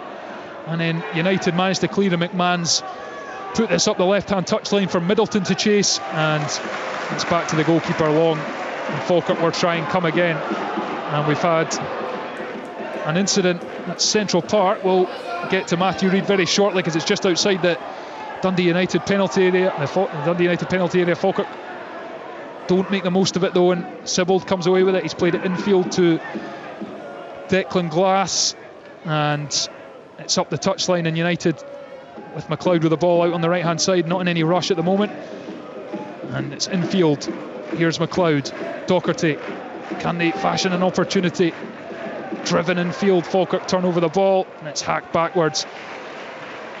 Here's Docherty over to Sibbald. United looking to put this result beyond any doubt. They lead by a goal to nil at the Falkirk Stadium. Middleton, left hand side of the box. He's got two men on him, and he's going to turn and take Miller on, and then he puts the ball in, and it's a corner. And let's get a quick update from Matthew Reid on what's happened at Central Park. Yes, Thomas, still 0-0 here between Cowdenbeath and St Mirren, but Cowdenbeath are down to 10 men. Substitute Kevin Smith sent off. He was booked just after he came on, really, for some textbook time wasting, and he was booked again for a clash with Marcus Fraser. St Mirren have been increasingly frustrated here. They've got a chance with a free kick. Oh, they've hit the bar. It's scrambled on the line. Can they finish it? They can. Wow, it's a goal kick. It's still 0-0. St Mirren have had just about every chance under the sun, but can't find the winner. 0-0 between Cowdenbeath and St Mirren. Thank you, Matthew. Middleton takes the corner, left foot into the near post. Sibbald was there. If he'd got any sort of connection on that, he could have steered an effort on target, but it bounced past him. And then Aguiman's fouled on the far side by Grimshaw, and Falkirk have a free kick in their own half, but Glenn Middleton wasn't in any rush to take that corner, and Sibbald almost profited from it. He did. They probably should have done, actually. There was a good flight on the ball, and he's just taken his eye off it, I think. Long goes long for Falkirk, the goalkeeper, up towards the edge of the penalty area again. United have stood up pretty well, and they come away. Middleton picks up the loose ball. He's over halfway, he's midway through the Falkirk half. He's put it into the path of Sibbald, who's out on the left hand side. He's got McCann to beat. He's moved the infield to Middleton, who thinks about the shot, checks inside, then loses out possession to Miller, but Sibbald wins it back. Excellent shift from Craig Sibbald and Ross Docherty, has to be said, in midfield. And here is Sibbald just outside the centre circle. He's got space to move into, then he puts the left foot pass out to Niskanen on the right hand side. Back to Grimshaw, gives it back to Niskanen, gives it back to Grimshaw. United leading by a goal to nil. We've played 3 minutes of the 4 added by my reckoning. United concede a throw in on the far side, and Falkirk need to go the length to try and snatch an equaliser here, trailing by a goal to nil. Final minute of the match. Craig Sibbald and Ross Docherty, you've just touched on, Thomas. For me, they've ran the game. Cujo obviously has went off a little earlier, so it's difficult to say it's full time. And there's the full time whistle. David Munro has seen enough, and it's a precious victory for Dundee United, not necessarily in terms of progressing in the League Cup after losing their first 2 games, but just keeping that momentum going after getting their first win in 8 against Peterhead at the weekend. It's back-to-back victories, much needed for Jim Goodwin, and the breakthrough came in the first half, and it was gifted to them, really, you have to say. Tom Lang went across his own box, tried to go to the goalkeeper across his own box, and Kai Fothering on 28 minutes just nipped in, read it really well, and stuck it away from 8 yards out to give United the lead. United had chances to add to them. Tony Watt had a couple. He looked a lot sharper tonight, but not in front of goal. He missed a few, including when he was one-on-one and took a heavy touch. Falkirk huffed and puffed. They created a couple of good chances at the end. Brad Mackay had one at the back post. Aguiman probably had the best of them, but took too long to shoot, and the opportunity was gone. It was a thoroughly entertaining contest, 2 teams battling it out, but United have emerged victorious and march on as they finish their group campaign with 2 wins out of 4. They'll eye the league opener next week against Arbroath. Now Falkirk finish at home to Peterhead, still with a chance to reach the next round. It's finished here at the Falkirk Stadium. Falkirk 0, Dundee United 1. The Scottish League Cup. This is the chance they've been waiting for. Cross court, comes back with it. Live on Sports Sound from BBC Radio Scotland. Yes, Dundee United out of the League Cup despite winning here this evening and going top of the group. That's because they've already played their 4 ties, so they cannot get any more points on the board. Falkirk still very much in the mix. They play Peterhead on Saturday.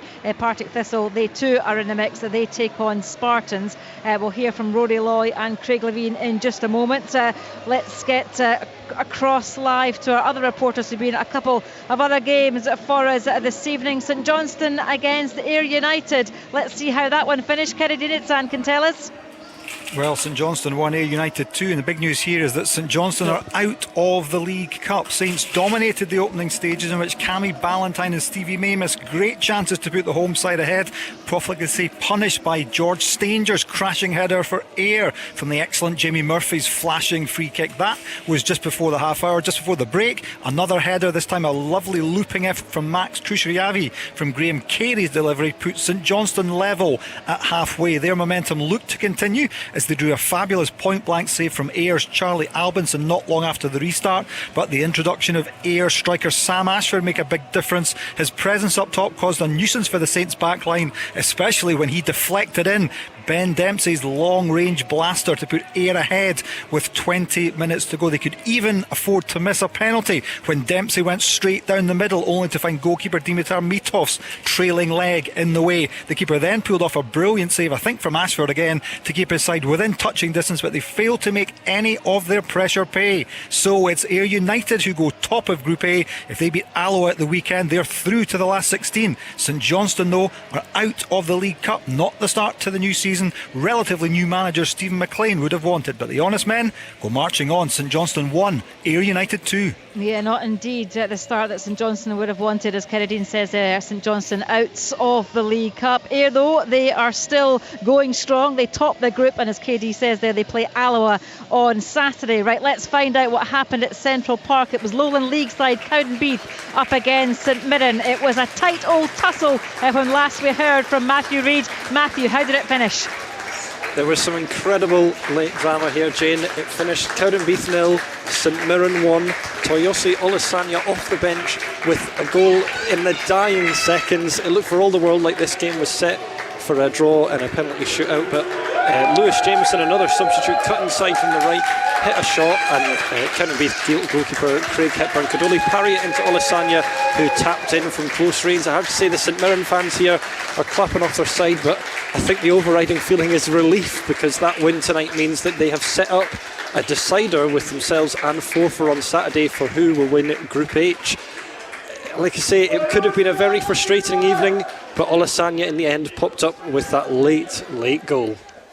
Oh, brilliant stuff, dramatic stuff as well. It sounds like they're at Central Park. Yes, St Mirren second in their table, Forfar at the top, and as Matthew says, they play each other. Winner takes all in that one in terms of who will qualify as winners from that group. Remember, the 8 group winners will progress, and the 3 best runners-up will all go through to the next stage of this cup competition. Right, let me just bring you up to date with the other full-time results and scores, shall we? We know that it finished St Johnstone 1, Ayr United 2 in Group A. Elsewhere in Group A, Stenhousemuir 1, Alloa Athletic 3, Buchanan, Salmon and Neil for Alloa Athletic. Brown getting the goal for Stenhousemuir. Into Group B, we know of course what happened here between Falkirk and Dundee United, but Dundee United running out 1-0 winners. But in Group C, Clyde 1, Brecon City 2. Glancing across to Craig Levine, who's got a big smile on his face. Loudon and McGrath with the goals for Brecon City. Cameron getting the goal for Clyde. And in Group C, a fine win for Livingston. How did they need that? A 5-0 away to Cove Rangers. Parks, Obolai, Anderson and Kelly with a couple of goals there for Livingston. Into Group D, Kelty Hearts 2, Stranraer 0, Damaloa and Johnson for Kelty Hearts. And in Group E, Inverness Cally Thistle 2, Airdrieonians 3. Ballantyne, Telfa and Todorov the goals as goal scorers for Adrionians. Inverness, Cally Thistle looked like they were maybe going to get back into things. They brought it back to 2 each with goals from Gilmore and Mackay, but Todorov with that 88th minute winner for Adrionians. They are going great guns in this League Cup, are they not? And in Group F, Albion Rovers 0, Dunfermline 3, Edwards, Wigton and Wrighton, and Sutherland for Dunfermline. And in Group G, Queen of the South 0, East Fife 0. That one will be going to penalties as we speak. What about Queen's Park? 5-0 winners against Elgin City this evening. Payton grabbing just the 4 goals tonight for him, and Fox with a goal in 80 minutes. We know that late dramatics for St Mirren with that winner at Cowdenbeath. Elsewhere in Group H, it finished 4-3. Arbroath 1, Morrison, Nditi, Skelly with the goals for Forfar Athletic, and Bird scoring for Arbroath. We'll have a look at all the tables before we go off air, just once all the ties are all being wrapped up with all the penalties. Things are getting very, very interesting indeed. There are 4 ties tomorrow as well. In Group B, Peterhead take on the Spartans. In Group D, Edinburgh City take on Ross County. In Group E, it's Dundee against Dumbarton, and in Group F it's Kilmarnock against Rovers. That game in fact is our commentary game tomorrow on Sportsound. You can join Liam McLeod and the gang for that tomorrow. We'll be on air just after the news at 7:05. I can tell you in the Champions League second qualifying round in Geneva, Servette were up against Genk of Belgium. Of course, Rangers keeping a keen eye on that one, and well, last I heard, I'll just double check for you, but it finished 1-1 in the first leg in that one. So Wednesday's second leg between Ghent and Servette, all to play for, as I say, with Rangers awaiting the winners. We'll get plenty of reaction to tonight's tie here and the other ties. We've got reporters at tonight as well. Some real dramatics, wasn't there, out there with, of course, Ayr United winning and knocking St Johnstone out of the League Cup, and that late goal for St Mirren. That could be absolutely crucial, couldn't it? Let's get the thoughts of Craig Levein and Rory Loy on this one. Dundee United winning. Craig, it didn't really matter. Well, it didn't matter at all in terms of the League Cup, as we keep on repeating ourselves. It matters in terms of them getting a little bit of a boost for the new season ahead in the Championship. Yeah, it was imperative really that United won this match, and I thought they did so, not completely in a comfortable manner. Falkirk had 2 or 3 chances in the second half in particular that perhaps they should have taken, which would have resulted in Dundee United ruining the chances that they missed. Tony Watt with he had a couple of really good opportunities to score. He should have scored both, and they had other opportunities as well. And I think Jim will be really pleased with the performance. Tony Watt could have scored more goals, and in general they could have played a little bit better. But I think he's seeing a steady progression of improvement. And it fits what you said at the start, coming away from home, winning 1-0. That'll be a recipe during the season they'll need to get right a few times. Yeah, I think that's critical. If you're going to win the Championship, you need to be able to win ugly. And I'm not saying that the football was ugly at all tonight. It wasn't. But I mean, you have to scrap, you have to fight, and they've got players in there that can do that. Dundee United. And I was impressed with some of the younger lads, particularly Cujo.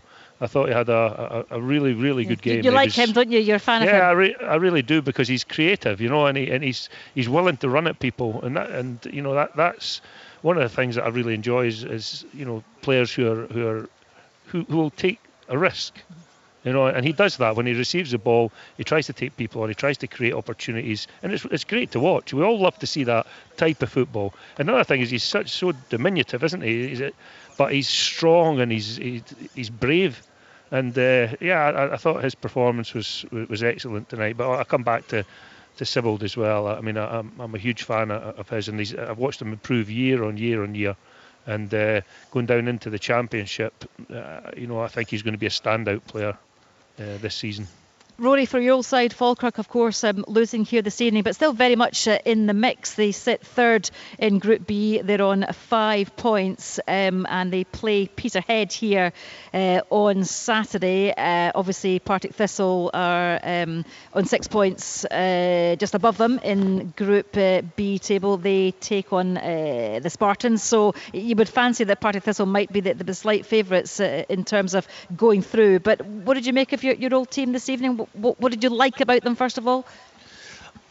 I liked the wide areas. I think they had potential there with the two fullbacks getting beyond the two wingers in Morrison and Aguiman. I think in Aguiman, the new signing from Kelty Hearts, you've got somebody who's quite raw, quite rough around the edges, but who will improve throughout the season, especially under John McGlynn's stewardship. They seemed almost quite experimental at times with the midfield and trying a few different things, which surprised me given, if they'd taken something from this game, they would be in the driving seat going into Saturday. But generally speaking, they had moments in the game, but Dundee United were the better team tonight and deserved to win. Right, let's get some early reaction to this one, shall we? Dundee United winning by 1-0 here at the Falkirk Stadium. Their manager is with Thomas Duncan. That's Jim Goodwin, of course. Jim, we spoke pre-match about how important it was to maintain the momentum from that first win at the weekend. You must be delighted that your side managed to do that. Yeah, really pleased with the result, obviously. We knew today wasn't going to be an easy game. We gave Falkirk all the respect that they deserved. I said to you pre-match, I like the way that John McGlynn sets his team up. He's very brave and courageous in terms of trying to play out from the back, and they've got some very good footballers in our team. We knew that was the way it was going to be. I thought the shape of my team in the first half was excellent in terms of how they pressed Falkirk, denied them space in behind.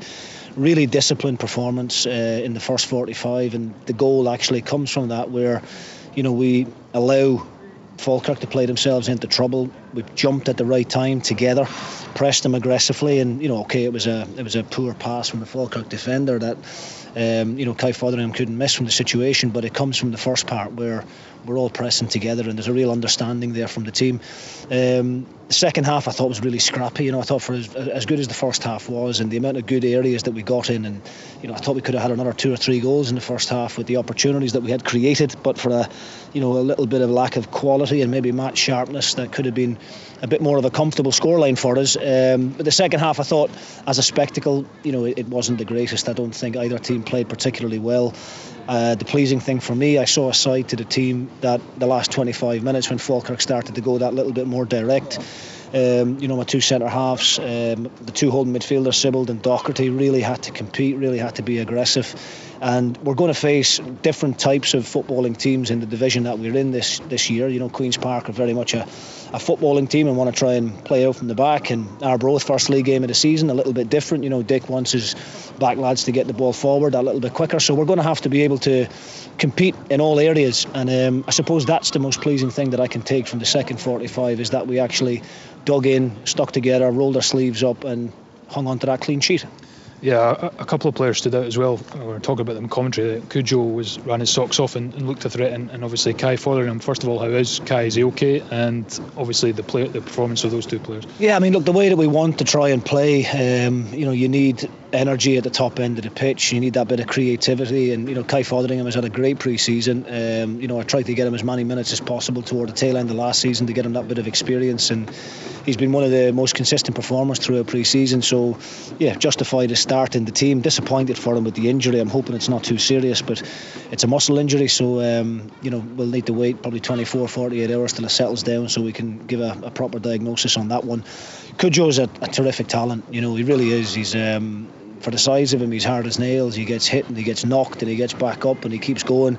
And he's very intelligent. There's a bit of a language barrier there. We're trying to continually coach him on the training pitch and show him the areas that we want him to be in. He naturally wants to come inside a lot, so we're trying to get that relationship between the fullback and Cujo better, and a better understanding, I think. But look, we're very much a work in progress. This is still very early days for this group, but I have seen signs of progress throughout all of the games that we've played. We're disappointed not to have had a better start. The Spartans game, was a game that we should have won given the chances that we created, and unfortunately we've left it too late to have the two results that we've had against Peterhead and Falkirk tonight. But plenty of us to work on still, but I think there's definitely progress being made, and the back-to-back clean sheets are really important.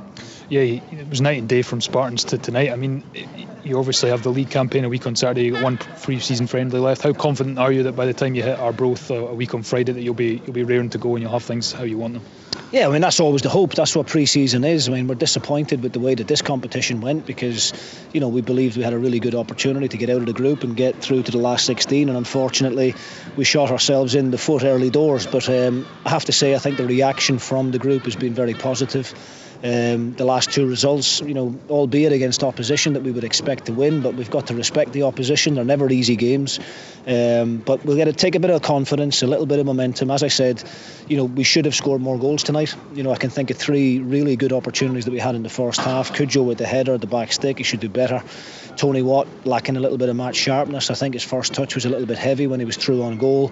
And yeah, we had a few more as well throughout the game. But yeah, I think I'm satisfied tonight with what we got. It's another step in the right direction as far as I'm concerned.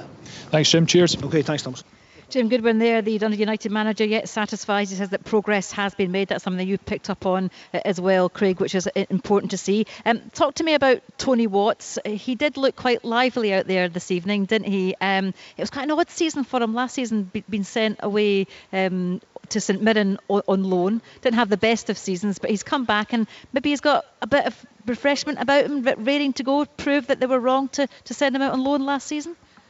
Yeah, well, as a new manager, of course, Jim has come in, and it looks like Tony wants to play football for Jim and Dundee United. And yeah.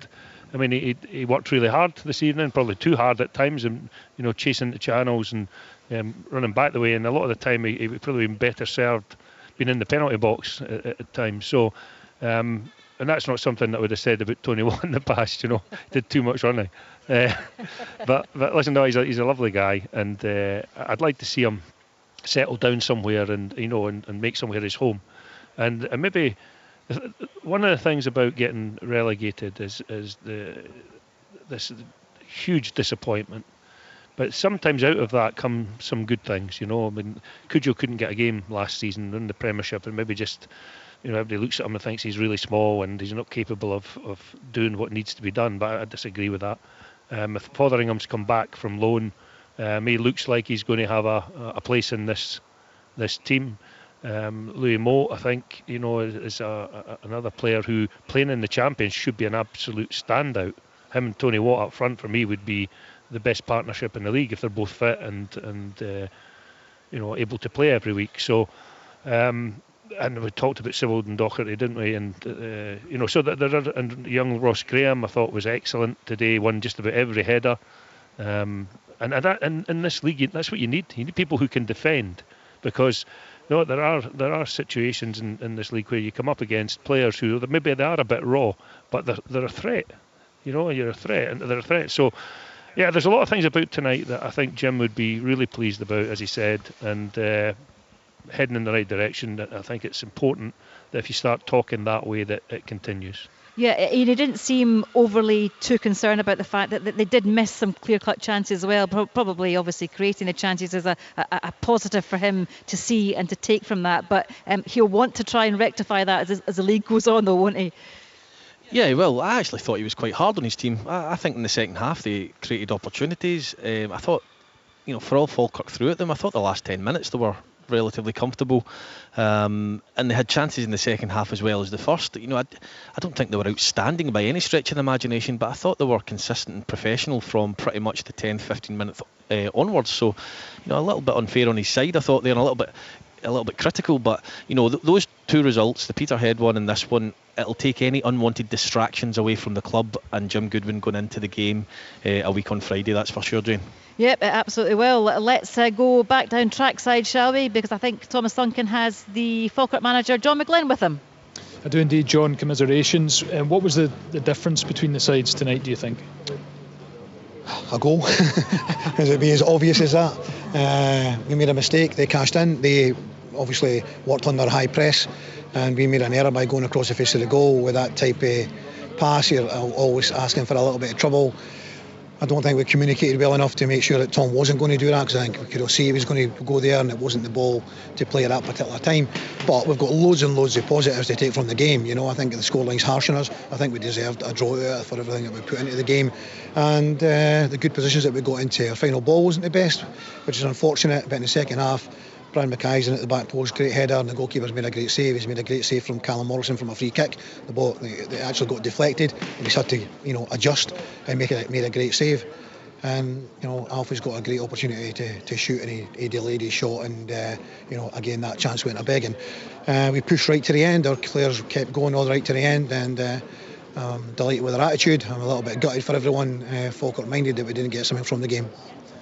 Yeah, was it just a case of being just not clinical or sharp in the final third, and I suppose you hope that'll come with more games, especially as you get to the League One campaign? Yeah, exactly. Yeah, we're not going to come up against teams that are quite as sharp as Dundee United were tonight in League One. And I think we went toe-to-toe with them, and I think we've matched them all over the place. So, and we've done that, on Saturday against Partick Thistle. We are no far away. I'm quite confident going into League One that we'll be there or thereabouts. And the attitude of the players was great. And we played some really, really good football against a good side. So, yeah, a little bit disappointed because we didn't get something from the game, but overall I'm pleased. And obviously League One is the priority. That's the number one priority, to get out of the division. You've been in there far too long for a club like Falkirk, but also you've still got a chance to qualify.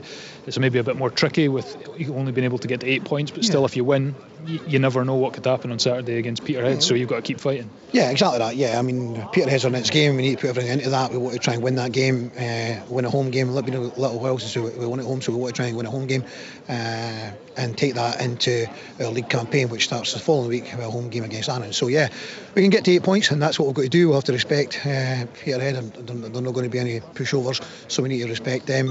But hopefully we can go and play well. The stadium is now out of date mode. Try and shout over the PA. Yeah, try and get to the 8 points, and you never know. Maybe Spartans will do something against Partick, and maybe 8 points will take us through. Who knows? That's what we've got to try and do. Thanks, John. Cheers. Commiserations. No problem. Thank you. Cheers. That's John McGlynn there, who said they're not too far away in terms of he wants to see from his team. Thought they deserved a draw. They did create a couple of chances. Rory, do you agree with them? Do you think they deserved a point, maybe even the bonus point, if they had got the draw and gone on to penalties? Ifs and buts, I know. No, I don't. I don't think the teams were worlds apart. I don't think, Dundee United were far superior or battered Falkirk by any stretch of the imagination. Absolutely not. It was a relatively even game. However, for me, Dundee United were the better side, and 1-0 is probably a fair reflection on the game as a whole. If we're going to go on chances, yes, Falkirk had two chances. Dundee United maybe had 3 or 4. His overall assessment of the game isn't off what I maybe thought, but in terms of the scoreline, I did feel that Dundee United deserved to win, and by the 1-0 margin is probably about right, I would say, given how the game panned out, Jane. I did talk about taking lots of positives from the game, and of course, Craig, they'll take that on to the league campaign, which, as John himself said there, that is their bread and butter. That is what they are really aiming for this season, to get out of that league. Yeah, two teams who've got the same objective this season. I would imagine that are Falkirk favourites to win that league, you think? I would say so. Yeah, probably. And certainly Dundee United will be, won't they, to win the championship. I think both are looking fairly good. I think United have improved since I saw them last. And I still think that they maybe need a couple of players, though. I just worry a little bit about the forward areas, that if something happens to Moult and he does break down again, and you're left with just Tony basically, and a 16-year-old kid. So yeah, I think that's would be a little bit of a concern. I don't know what the financial situation is at United just now, and whether the budget's done or not. I've no idea. But that would just be it's a little bit threadbare in the forward areas, and that would worry me slightly. Let's have a look at how the tables shape up this evening, shall we, now that all the matches are done and dusted in Group A. Well, it's Ayr United who lead the way in that one on 8 points. Stirling Albion are just a point behind on 7 points, and St Johnstone are out of the cup. I have to say, a big disappointment for them, finishing third on that table. One more match to go, but they're on 3 points. They play Stirling Albion on Saturday. Ayr United play Alloa Athletic. Into Group B, well, Dundee United, we know that they lead the way, but they cannot qualify from the group because they are done and dusted in terms of groups. It's Partick Thistle and Falkirk who look to be in pole position in that group on 6 and 5 points respectively. Falkirk play Peterhead on Saturday. It's Partick Thistle against Spartans. Into Group C, well, Hamilton Accies not in action this evening, but they're still leading the way. 8 points from their 3 games. At Livingston, really good result for them this evening. Good solid win over Cove Rangers Rangers, they are in second spots on 7 points. Cove Rangers just behind on 6 points. Hamilton Accies play Cove on Saturday. Livingston play Clyde, so plenty still to play for in that group. In Group D, Ross County are in 6 points, so too are Morton, and so too are Kelty Hearts. They are in for a title finish in that group. It could be getting the old calculators out come Saturday for that one. Greenock Morton take on FC Edinburgh on Saturday. Ross County take on Kelty Hearts. In Group E, Airdrieonians, they are having quite the League Cup campaign so far. They've played 3 games, they've won 3 games, sitting at top of the tree and in pole position, and then some on 9 points. Dumbarton 4 points behind on 5 points. Dundee, of course, who I think are in action tomorrow, aren't they? Yeah, they play Dumbarton, so they could try and play catch up a little bit. They're in third place on 3 points at the moment. In Group F, it's Dunfermline who are top on 8 points. Kilmarnock are in second place on 6 points. They, on Saturday, Kilmarnock are away to Albion Rovers. Raith Rovers are away to Annan Athletic. Of course, Kilmarnock and Raith play each other tomorrow night. That is our live commentary match on Sportsound. So that it could be a winner takes all, actually, looking at it, and that could be a real cracker as well. Group G, Motherwell lead the way on 8 points. East Fife are in second place on 6 points. On Saturday, the Motherwell play East Fife and Queen's Park, Queen of the South. And in Group H, Forfar Athletic, just look at them, on 9 points. They lead the way in Group H. St Mirren will have to rely on a late goal to get back into things this evening to keep any hopes they have alive. They're in second place on 6 points. In terms of them, St Mirren play Forfar on Saturday, and that is winner takes all as well. That could be a cracker. A word about St Johnstone out of the League Cup again, Rory. It's another sore one, isn't it? Only a couple of seasons ago they were winning this cup competition as well as the Scottish Cup, and we were heaping a lot of praise on them. But now for the second year in a row, they're out at the group stages. A sore one. Yeah, it will be, and we've seen clubs the size of St Johnstone and St Mirren last year, and Hibs last year went out as well. And there's almost, because of the time of year it is, I think people forget it's the League Cup. It's a major domestic trophy. Really they should be getting into these games. Yes, you need to rotate your squad. Yes, you need to get minutes in the legs, but the priority should be to make the last 16. And a club like St Johnstone should know more than most, given their recent success in the competition, just how important that is. And Stephen McLean and everyone at the club will be massively disappointed. And when quarterfinals day, last 16 quarterfinals day does roll round, they'll maybe wish they'd approach things slightly differently. Well, let's see exactly what the reaction is to St Johnstone going out of the Cup at this stage, with one game, of course, remaining. Steve McLean is their manager, and he has been talking to Kerry Dinitsan. Well, Stephen, clearly a disappointing night for you. It's strange. I don't think you played that badly, but you'll be gutted you're out of the Cup, obviously. Yeah, no, I just said that. I think performance-wise, I thought we dominated the game. We should have been 2-0 up before they scored. We give away a silly free kick, and then we don't defend the set play well enough. So, and then we're 1-0 down, but we show a good reaction. We score and we come back in the game. Second half, we dominated the game, and then we created numerous opportunities and then didn't score. And then obviously we got done with the deflection. So it's football. Sometimes you don't get what you deserve, but we've got to bounce back from it now and we'll look to win Saturday and then build for the league. How is the dressing room? How were you in the dressing room? Because it's one of these ones where it's obviously so early. We're still in the summer, and yet you're out the Cup. Yeah, listen, we're disappointed. We know that. I think Sven's Muir performance was unacceptable. I think today performance was good, but I think we need to be better in both boxes. That's where games are won and lost. So disappointed. Yeah, players are disappointed, but we'll bounce back. It's about the league now, the league campaign, and we've got to build to that. We need to bring 2 or 3, well, 3 more signings in at least. And we'll get better. We've got boys that are injured as well. We've got 4 or 5 injuries, and we need to get them back out as well. So we will improve. In terms of the signings that you're talking about there, what areas of the pitch and who are you looking to bring in? Yeah, we're looking for a centre half, centre midfielder and a wide player. So that's what we're looking to do. So hopefully we can get something over the line soon. Your fans will be screaming at me to ask you who it is. Anything you can tell us? No, nothing. Nothing. In terms of what you're looking for from the players you've got just now, maybe a more clinical edge? Because as you say, if you take some of the chances that you created, it's a different game. Yeah, listen, I think effort-wise and endeavour and work rate, I think it was all there. I think just that final ball and final thing, I think we need to be better at, and I think that can be worked on in the training pitch. So yeah, listen, we'll go and we'll work hard, and we will be better, and I think the injured players coming back will help us, and then obviously our new signings will help us as well. Yeah, and you've got one more game still in this competition, and it's all eyes to the start of the league campaign, which you'll want to start at flying. It's a hard one, it's Hearts, but it's here, it's at home. Yeah, listen, any game, we want to win any game, so yeah, listen, that's what we'll build towards now. We've got to win Saturday, and then we'll look towards Hearts and put a performance on that we can win the game. And your learning curve continues as a manager, doesn't it? This is the kind of thing where you'll learn more about not just yourself but also your players as well, and how you react to this, how the squad, how St Johnstone reacts to this. Yeah, definitely. I think you're always trying to improve as a coach and manager, and as a team as well. So yeah, I'm no different, and listen, we can all improve, and we will. Appreciate your time. Cheers. Top man. Thank you. Well, Stephen McLean there, a very disappointed St Johnstone manager. St Johnstone now out of the cup at these group stages. I'm imagining that Lee Bullen will be slightly more chirpish. Let's hear from the Ayr United manager. He's also been talking to Kerridine. Well, Lee, the first word must be congratulations. What do you make of that?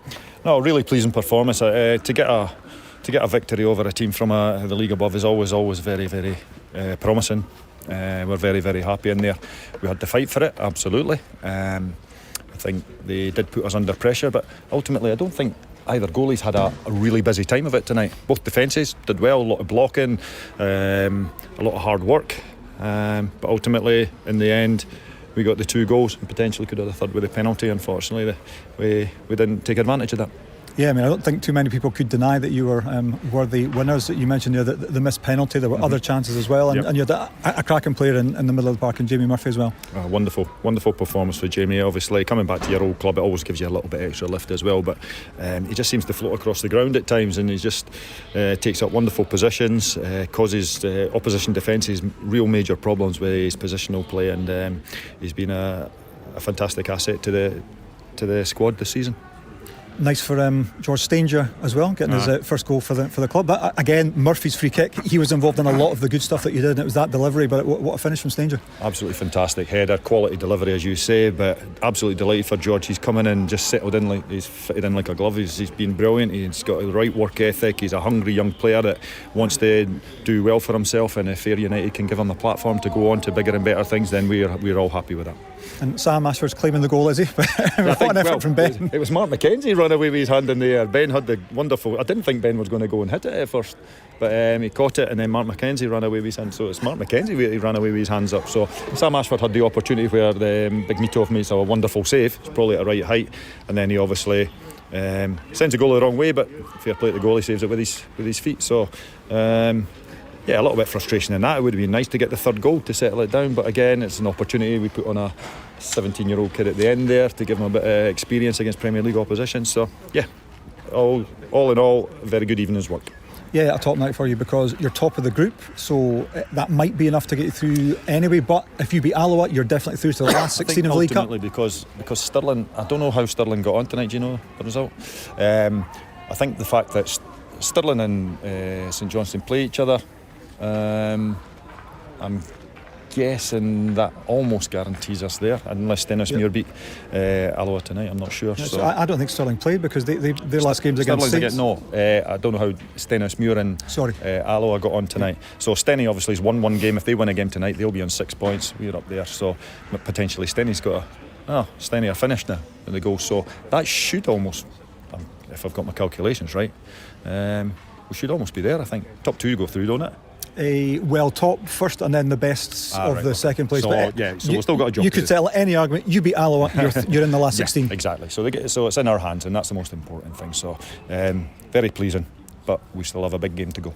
Absolutely, and I guess from a manager's point of view, pleasing as well that the guys that you brought off the bench made an impact for you as you build the squad. You've still got young Mr McGeady to come in and make a contribution. So as you build to the season, a lot of positive things happening. Yeah. Obviously Aidan's in, and we've got Akeem Rose. We just signed yesterday as another striker to add to. So to add the 2 of them to our attacking options is very, very pleasing.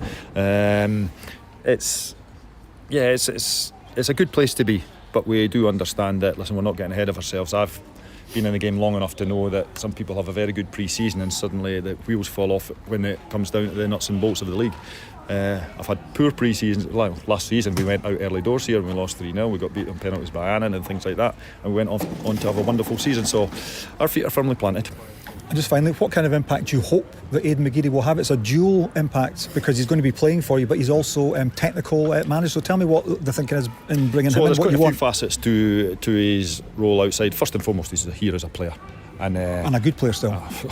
Absolute special player, and we're very lucky to have him on board, which is great to just have his experience in the changing room. As I say, there's plenty of things to his other side of it. Again, it's an area that Aidan wants to look at further down the line in relation to it's more a sort of technical manager or a director of football type of role. So he'll come in, he'll analyse some of our younger players, get involved in loan situations and things like that, speak to opposition managers when our players are out on loan, watch the loan players, bring them in, do a little bit of video work with them, maybe get them out on the pitch and work with them as well to help improve them individually as well. So his experience will be absolutely special for our young players. Yeah, and to have somebody like that about the club who's been at the very highest level, as you say, that must rub off on all your squad. Well, if you add Jamie Murphy and Aidan McGeady in there, I think last year one thing maybe the result against Partick showed in the playoffs was that we maybe lacked that little bit of experience when it comes to that big games, and hopefully adding these two sort of ticks that box for us this season. But listen, it's easy talking the talk, we've got to walk the walk with it. Well, listen, sounds like a very interesting time for you and all your supporters, and well done again tonight. Appreciate that, thanks very much. That's Lee Bullen there, the Ayr United manager. My head was hurting during that exchange of the conversation, I have to say. But listen, the bottom line is Ayr United are top of Group A on 8 points. They play Alloa Athletic on Saturday. A win very much in their hands, a win on home soil, and they are through to the next stage of the Viaplay Cup, and that would be a brilliant achievement from their point of view. I mean, the result tonight against St Johnstone, a very, very good performance, and it looks like they mean business as well for this coming season, Craig. Yeah, I mean, those two signings themselves tell you a story, don't they? I think that McGeady, he missed most of last season through injury, if I remember correctly. And Jamie Murphy is just a top player. They both played at an extremely high level. And I think both of them look after themselves, and they'll be able to help on the pitch and also in the dressing room. So, yeah, it's a bold statement by Ayr United. Yeah, it most certainly is. It'll be interesting to see how that one pans out over the next couple of weeks as Ayr United top of Group A. Let's hear from the St Mirren manager, Stephen Robinson. He watched his side sneak a 1-0 win, a late 1-0 win this evening to keep their cup hopes alive. Stephen Robinson has been talking to our reporter, Matthew Reid. Well, Stephen, anyone who says the League Cup's boring clearly doesn't follow St Mirren. How do you sum that one up? I imagine the overriding emotion is relief for you. Yeah, and listen, these games everyone thinks you turn up when you win 10-0. It never ever happens, it's a tricky surface, and the goalkeeper was absolutely superb tonight. The boy Hepburn was fantastic, so you have to give him credit. He's had a game of his life there. We had so many chances. I think what rounded the night off was Strainer's free kick, comes off the bar. We have two chances, of which Micah clears both of them off the line from our players.